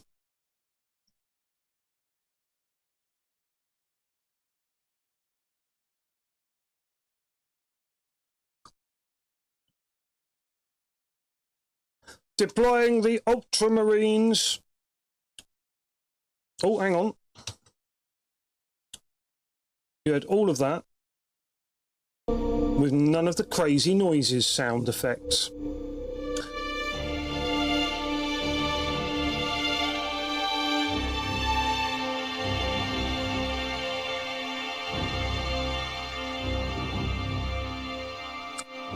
I forgot that Sega made this.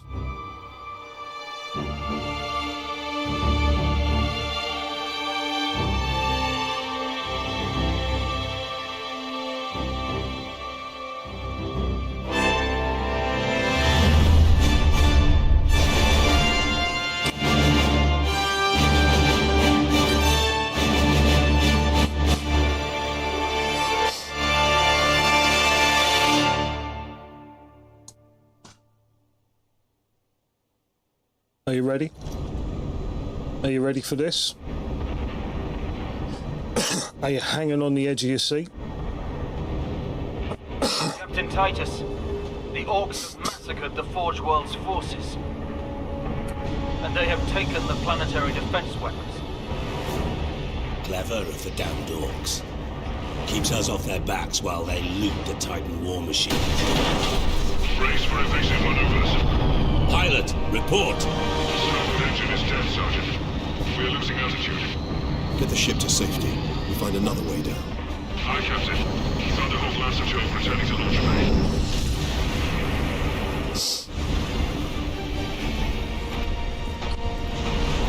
Strap on a jetpack.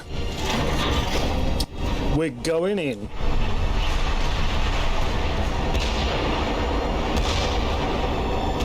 This is your plan. We need to get to the surface to take out the gun battery. Would you want to go home already, Sergeant? Not before having a word or two with the Orcs. Is that wise, Captain? The Codex Astartes does not support this action. Try to keep up.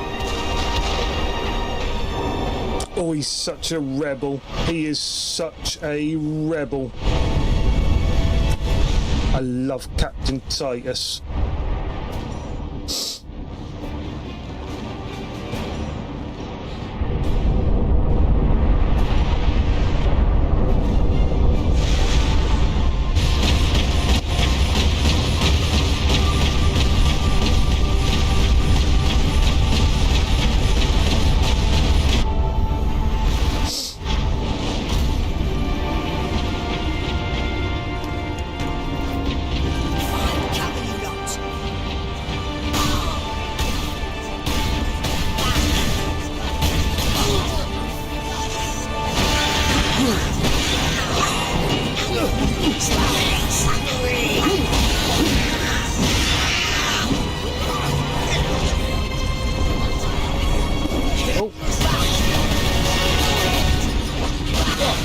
Oh my God, will you die already?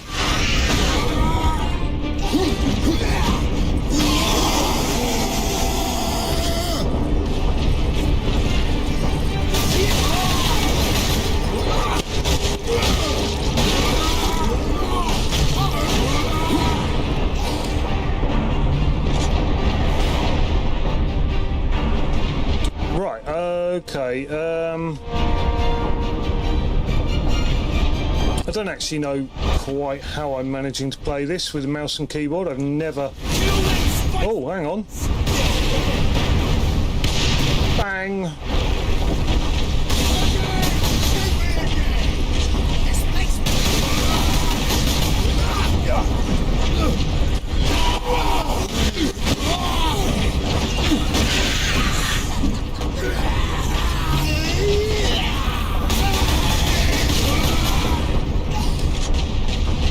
Yeah, boy. Whoa. Kill them all! Wowie woa.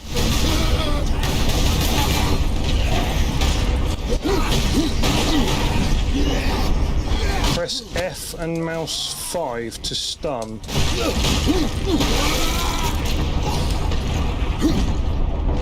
I'll have to try that out. Oh yeah, wrong one.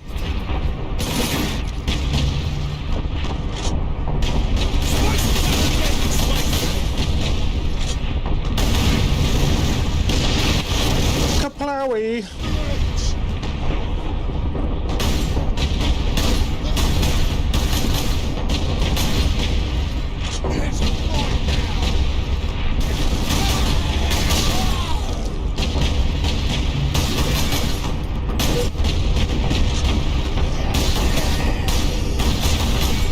Oh my God, how many shots do they take?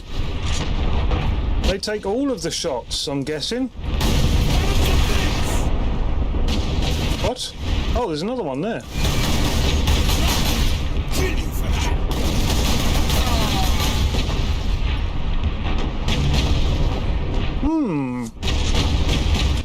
I say. Oh, hang on. That's a big boy. Get off my ship, Space Marine! No. You're gonna die! Disable the orc ship. Oh, hang on. What's this? Oh!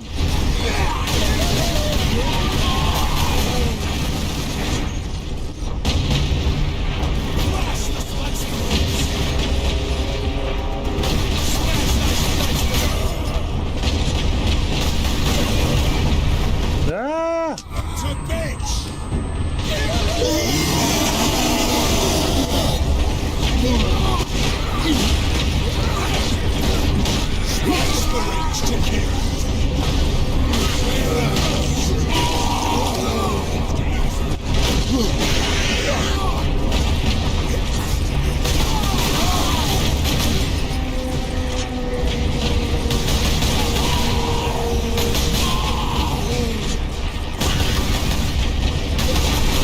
Yeah, you go. Nice, nice, nice. Right, well that's it is a thing, I guess. Oh, hang on. Oh, hang on. What's that? Oh, it's paused. Back to game.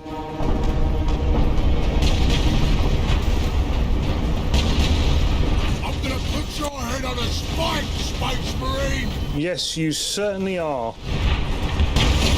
Press E to rotate the turret, and here we go. Bang, bang, bang, bang, bang, bang, bang, bang, bang, bang, bang. Uh-oh, uh-oh, uh-oh, uh-oh, uh-oh. Bang, bang, bang. Oh, my God.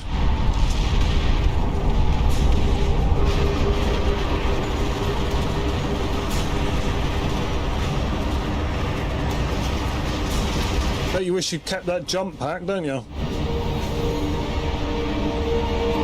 And crash. Did they do this before or after Star Wars did it? I don't know. I don't know who did it first.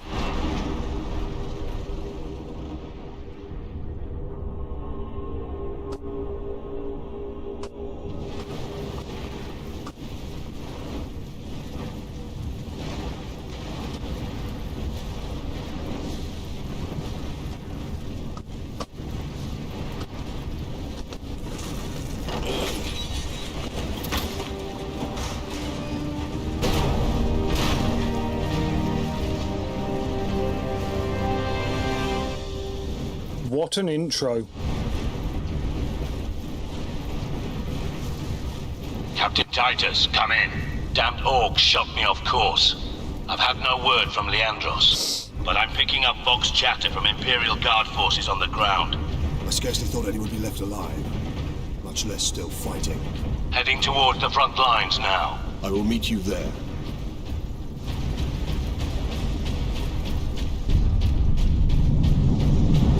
They managed to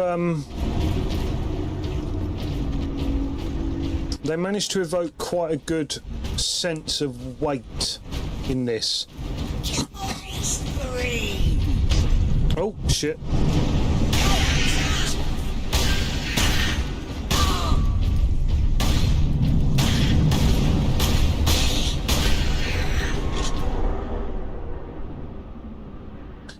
The Space Marine moves with a... Main car. Evacuate in orderly fashion. Public... with a weight that, you know, he possibly shouldn't have. Oh man, look at these old... Hello. Look at these poor little guardsmen.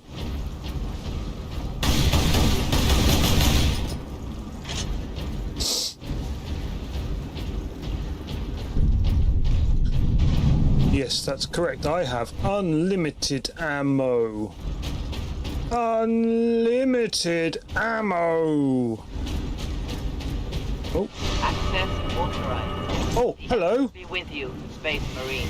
Hello, Bolter. The 998 Godwin pattern Bolter is the characteristic Space Marine battle rifle, firing self-propelled explosive-tipped rounds. Mouse 1 to fire, R to reload, enter to continue. This way, boys. Excellent.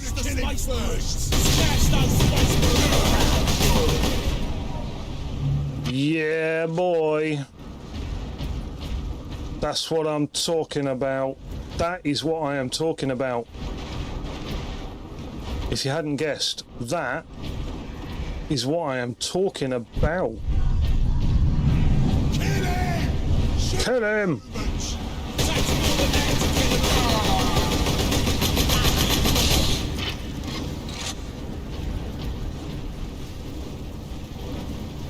I do like how when you get to the end of a clip, it sounds sort of hollow. See? It's really, really nice. Whoa! To kill.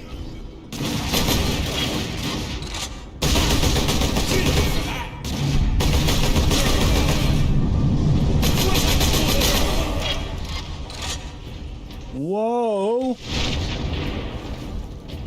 Oh, yes, that's right. This thing doesn't have unlimited ammo. Shit. Captain! Destroy them! Ah, god damn it, how do I... Here they come. This way! They got no way out of there.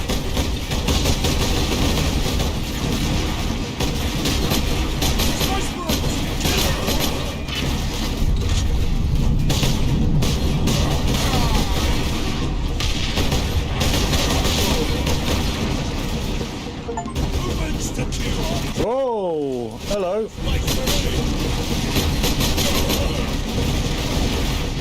Kill the space marine. Takes more than that.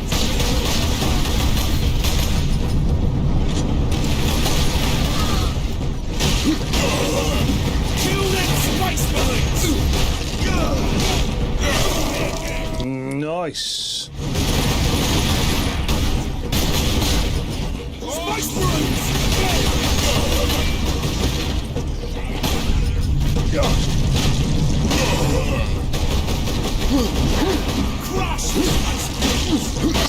Oh, get some.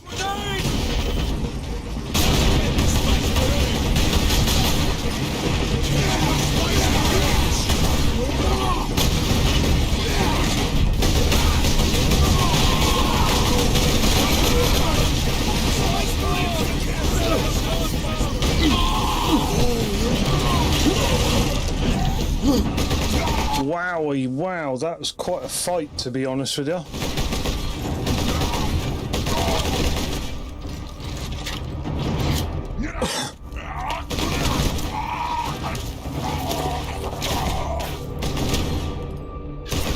All right, brother. Steady on.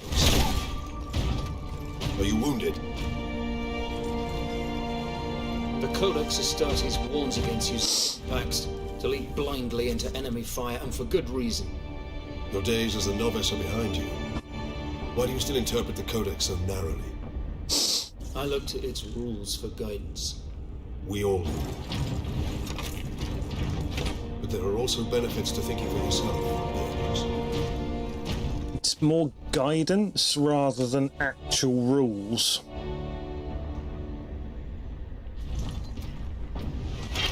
Enemy sighted! When did Yumis get so big?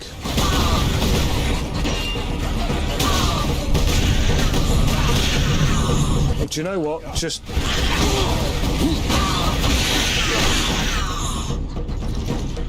Poor little gobbos. I mean, it is rather unfair on them, isn't it? Oh, that's already done.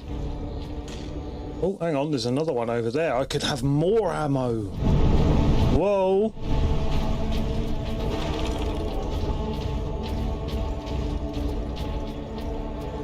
Where am I supposed to go then? Where do we reckon? Over here? Yeah, I reckon that's it. Maybe. Oh, hang on. Oop,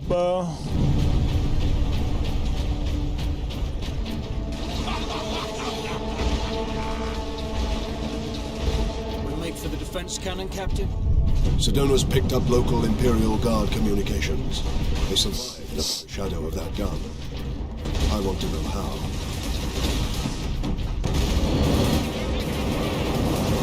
oh, hello. Keep firing! Oh, Oh! Kill everything in that bunker! Here's a fight!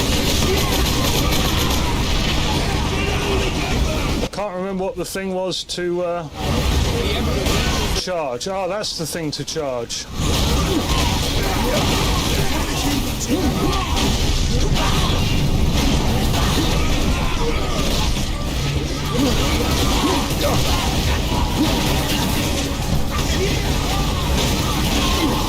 Oh my God, would you guardsmen stop dying?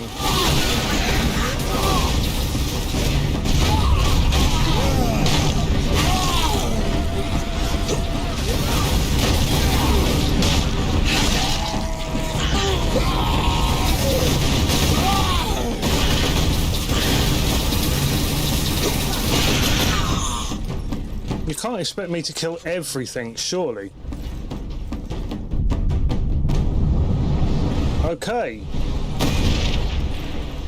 Well, we appear to...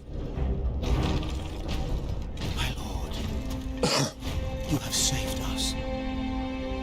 Rise, guardsmen. You saved yourselves. Yes, you saved yourselves. I merely Would be, my lord. killed everything Not for the for you. lieutenant. Where will we find this lieutenant? At the front lines. Follow the trench network to the lieutenant's command bunker. Carry on, guardsmen. We rendezvous with Sidonus, then we find this lieutenant. I love how they say lieutenant, but they spell lieutenant. Through here, my lords. Head out the upper level and continue through the plaza. The bunker is beyond that.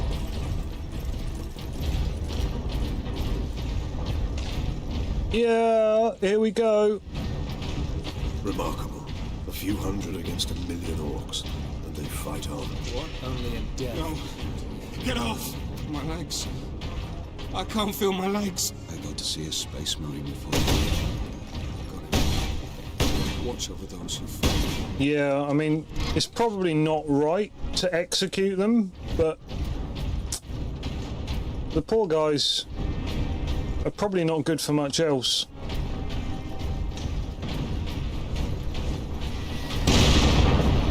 Captain, I'm in position at a broken monument near the guard lines. Let's go. Must be met. Despite alien incursion, delinquency is the front to the mission goal.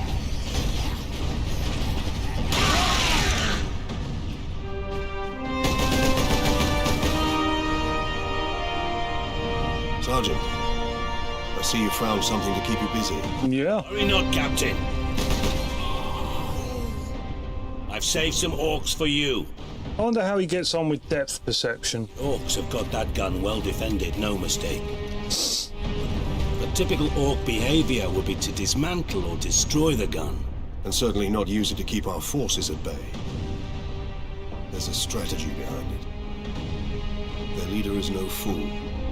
This day is getting interesting. Oh, it's interesting. Oh, now hang on. To the orc during What is this? Is this... I believe this might be a chain sword. Swap combat knife for chain sword. Yes.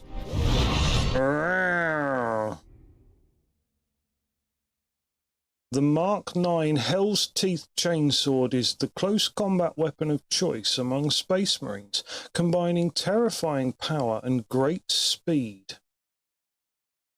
Mouse 2 to strike, F, and mouse 5 to stun. See the combat controls screen on the pause menu for a complete list of attacks. Thank you very much. Hi!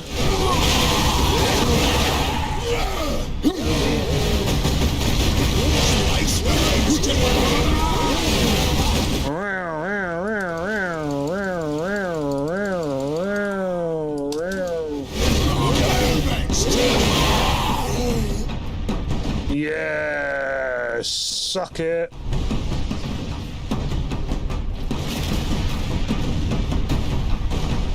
What? Oh, you.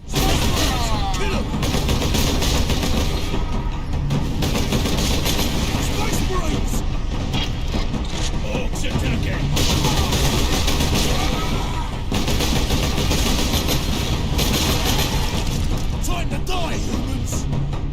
Yeah, time to die, humans. Oh, you died instead.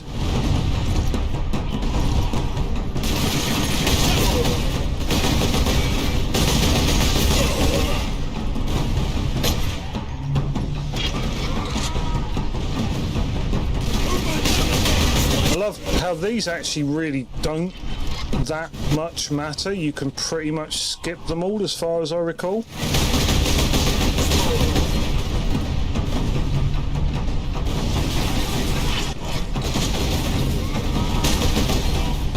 Target that squig! Uh-oh.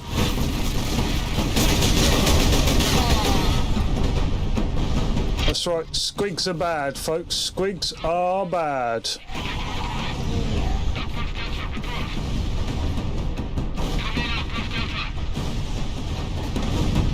What?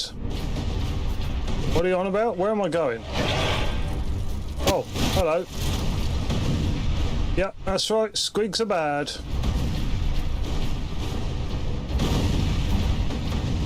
Gotta blow up the squigs when you find the squigs.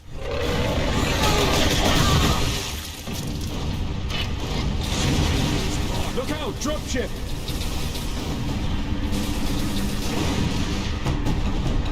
What are they dropping?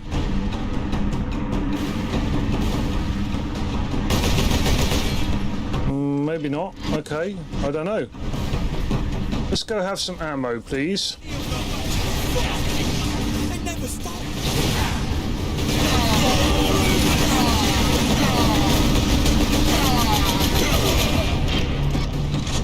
Hi guys, I come save you. Oh yeah, orcs.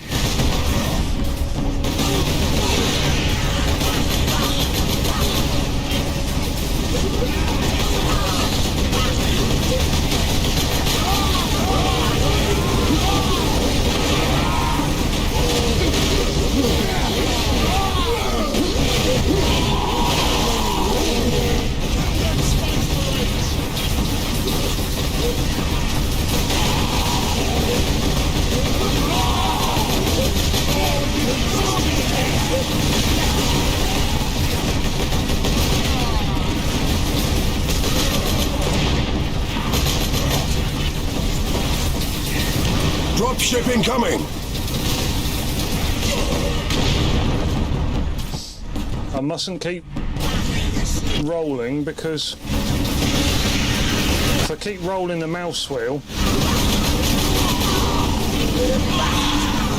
and let's go crazy with the chainsword. Yeah, we ain't got no ammo. Give me some ammo. Lots of lovely ammo. I love me some ammo. Oh yeah. Shove it up your butthole. Oh yeah, that's right. I need to stun you, don't I? Okay, how do I kill him?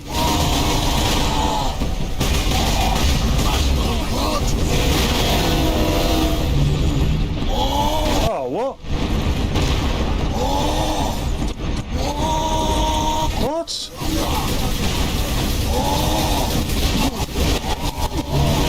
I have no idea what happened there. I don't know how I killed him. Where is your commander, Guardsman? Inside, but the door is sealed. I believe they will let us through. Imperial Guard, we are Ultramarines. Open this door. Ultramarines, you know. Space Marines. Space Marines.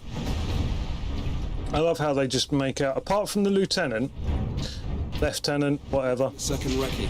they make out that every single one of these guardsmen are just like Ratchet stuck a knife in Saul's throat. pretty much retards. Which is a, yeah, no, Reinforce their position. Hold the line. not a good word to use, I suppose. I do apologise for that. It's a terrible word to use.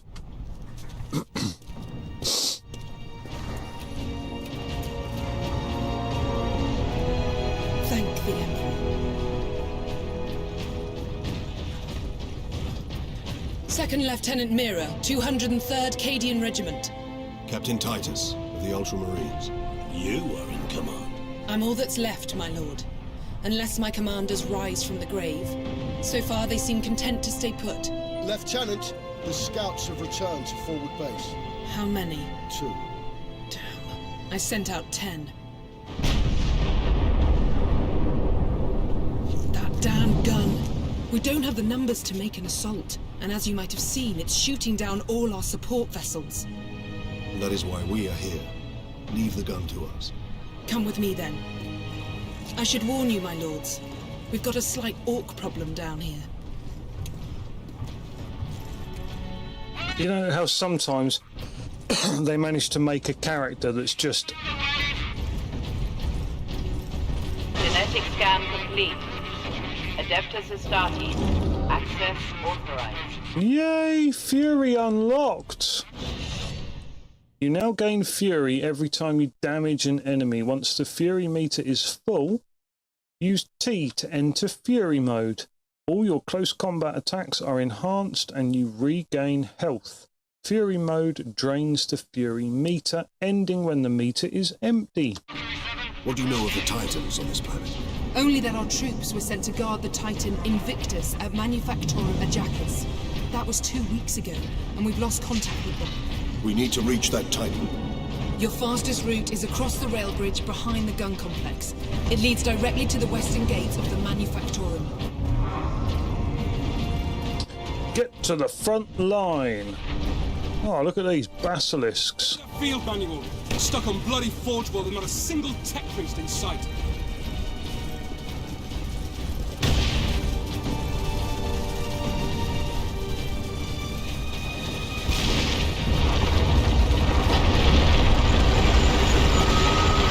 Wowie woa.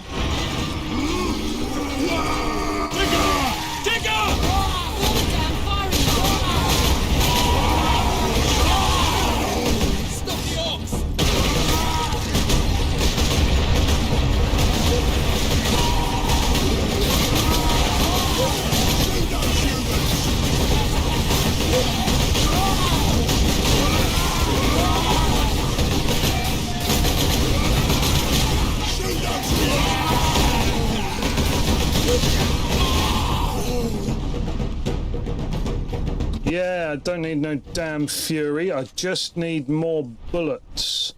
In fact, I do need more bullets. Where's my... Oh, there's bullets over there, so we should be okay, but...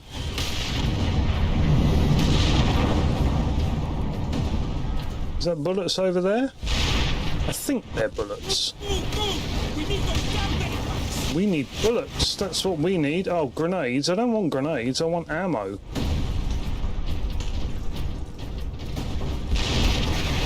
We need those damn medipacks. Give me those medipacks. Oh, hello. Time to die!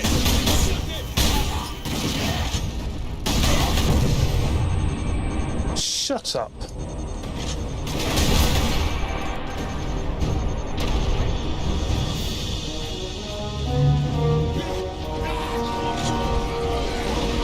Oh, hello.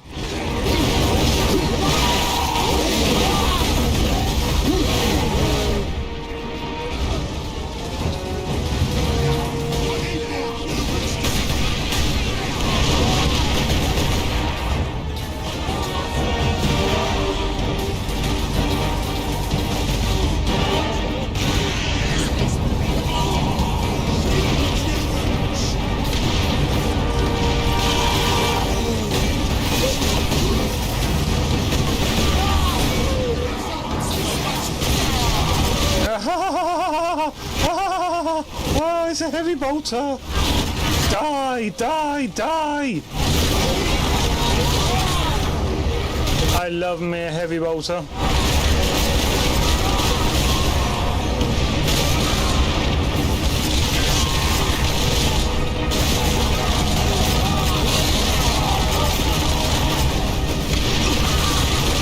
Short bursts. Short bursts. Remember your short bursts.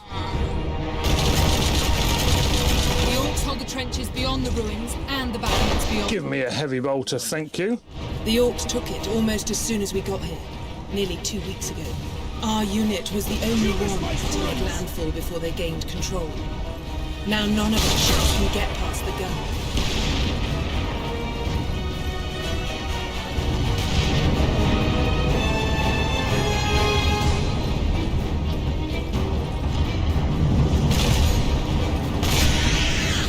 Nah, he died. Poor little Gretchen boy. Oh, hello. Bye-bye. Oh, they says. What? Hold up. What are you doing? I didn't say you could drop that. Confirmed. Access granted. Stalker bolter. This modified bolter, equipped with targeter and high accuracy shells, is able to fell enemies from great distances. The Stalker bolter functions equally well as a precision battle rifle or a sniper rifle. Left control to zoom, mouse 1 to fire. Okay.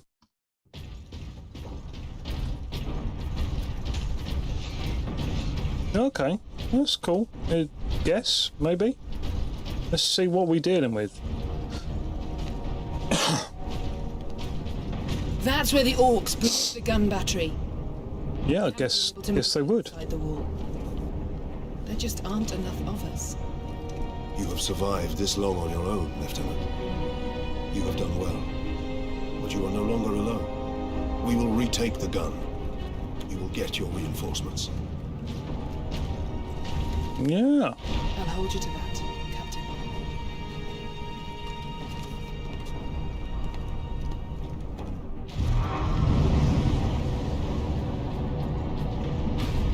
We're heading back to the command post, Captain. Turned Good away luck. from Medicaid facilities to sector 29, 30, and 34. Injured workers should seek treatment in sector 46. Right. Where are we going?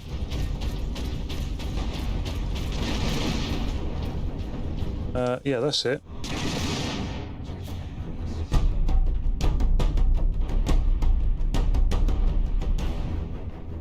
Oh, I mean, really?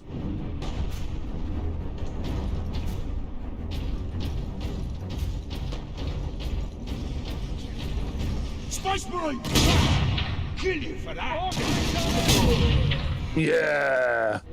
Pew, pew! Orcs on the high ground. Pew! Oh, god damn it, they like to... Pew!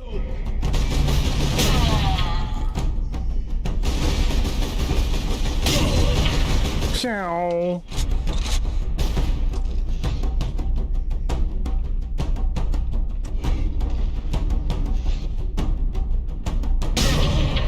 Oh, I love that. Such a sexy feeling. Killing some orcs. Where do I go from here? It's not very intuitive about where you go, is it?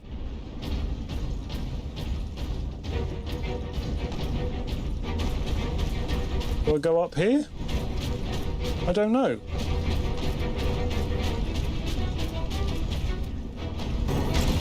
As far as I know, you can't jump. Get out of my way, Sergeant. Ah, yes, there's a thing about where to thing. See, like I said, that's not very intuitive about where you would go, but... Okay, let's bolt gun these boys.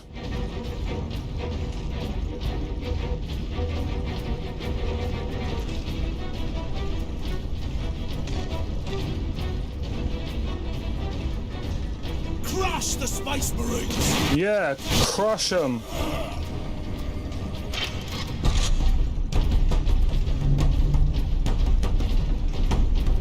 Watch me be crushed by an orc.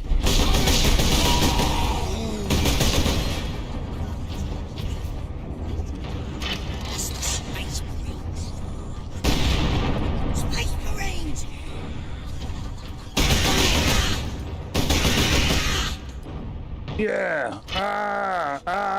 They say.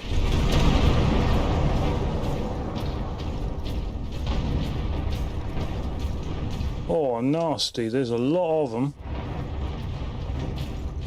Is there? Is there a lot of them? I don't actually know. Space! I don't even know why I bothered shooting him. I could have just chainsawed him to death.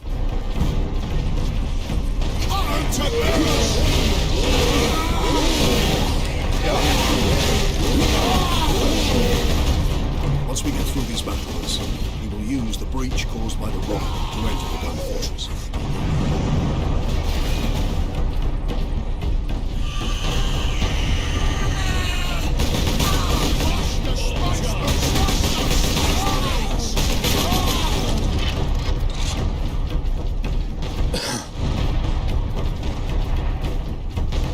Where? What? I don't actually even know what I'm supposed to be doing now. What am I supposed to be doing? Am I supposed to be... Where is... Oh, yeah, there's still some... running, I guess. Oh, here we go.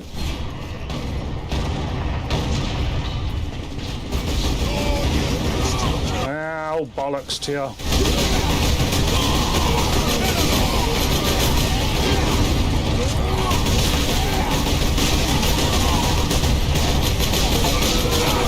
Pew, pew, pew! Kill 500 enemies. 500 enemies, and I've been playing for like... Oh, you prick.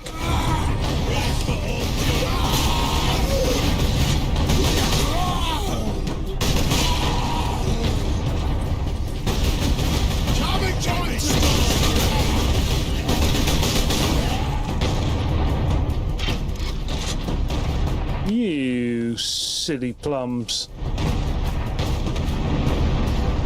Open sesame! That's how the Space Marines ask the doors to open. It's because it's like space magic or something. That's the term you have to use. Open sesame. Look at these cables. They must be powering Orc contraptions across the battlefield. Yes. Ooh, it's a drop pod. A fricky. Captain, friggity what? Assault support pods were dropped in this area. Ooh. A jump pack. Oh.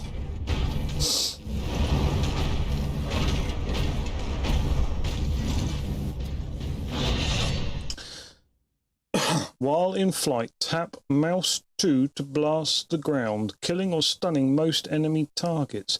Ranged weapons are limited to the bolt pistol and bolter while wearing a jump pack. Okay. Take to the high ground, Captain. We will deal with the orcs down here.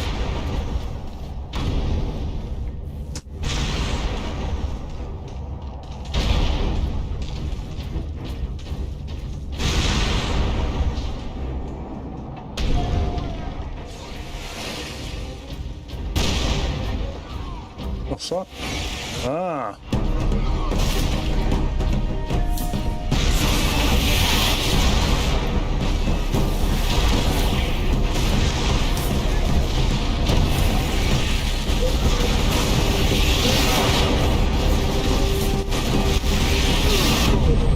Whoa, whoa,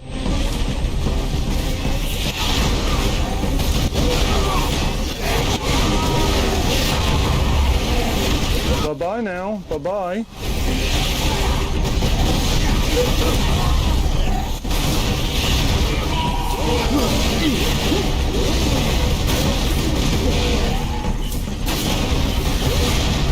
Oh my god. What is...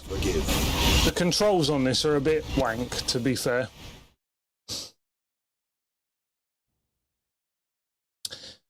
Right, it is, however, pushing on towards 11 o'clock. So can I not have my jump pack again?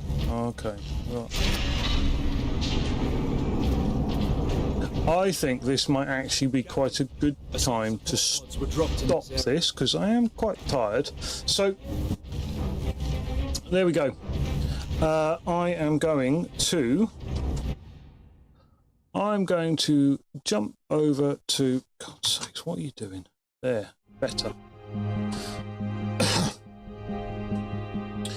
Jump over to my lovely saved screen that we've got here, with various editions of White Dwarf. I know it's a bit of an unusual stream that we've had tonight, but I have quite enjoyed doing it. It's been quite good fun, even if it was a bit outside of the norm. So yeah, I do hope that everyone who's dropped by has enjoyed it as much as I have in doing it. Yeah. Anyway, please, if you have, a like, a subscribe, a follow. We're live on Twitch and YouTube, so yeah, if you're on any of those things and you're watching us, then like I say, please do drop us one of those things to show that you appreciate us. Alternatively, drop by the Discord, drop by the Twitter, X, whatever you want to call it. But yeah, you know, however you choose to keep in touch with us. I will be back tomorrow night. I've got D&D tomorrow during the day, so I might be quite tired again. We'll maybe do a little bit of painting, or we might do a little bit of digital modelling. Not sure which one just yet. But until then, thank you very much for dropping by, and I will see you next time. Toodaloo.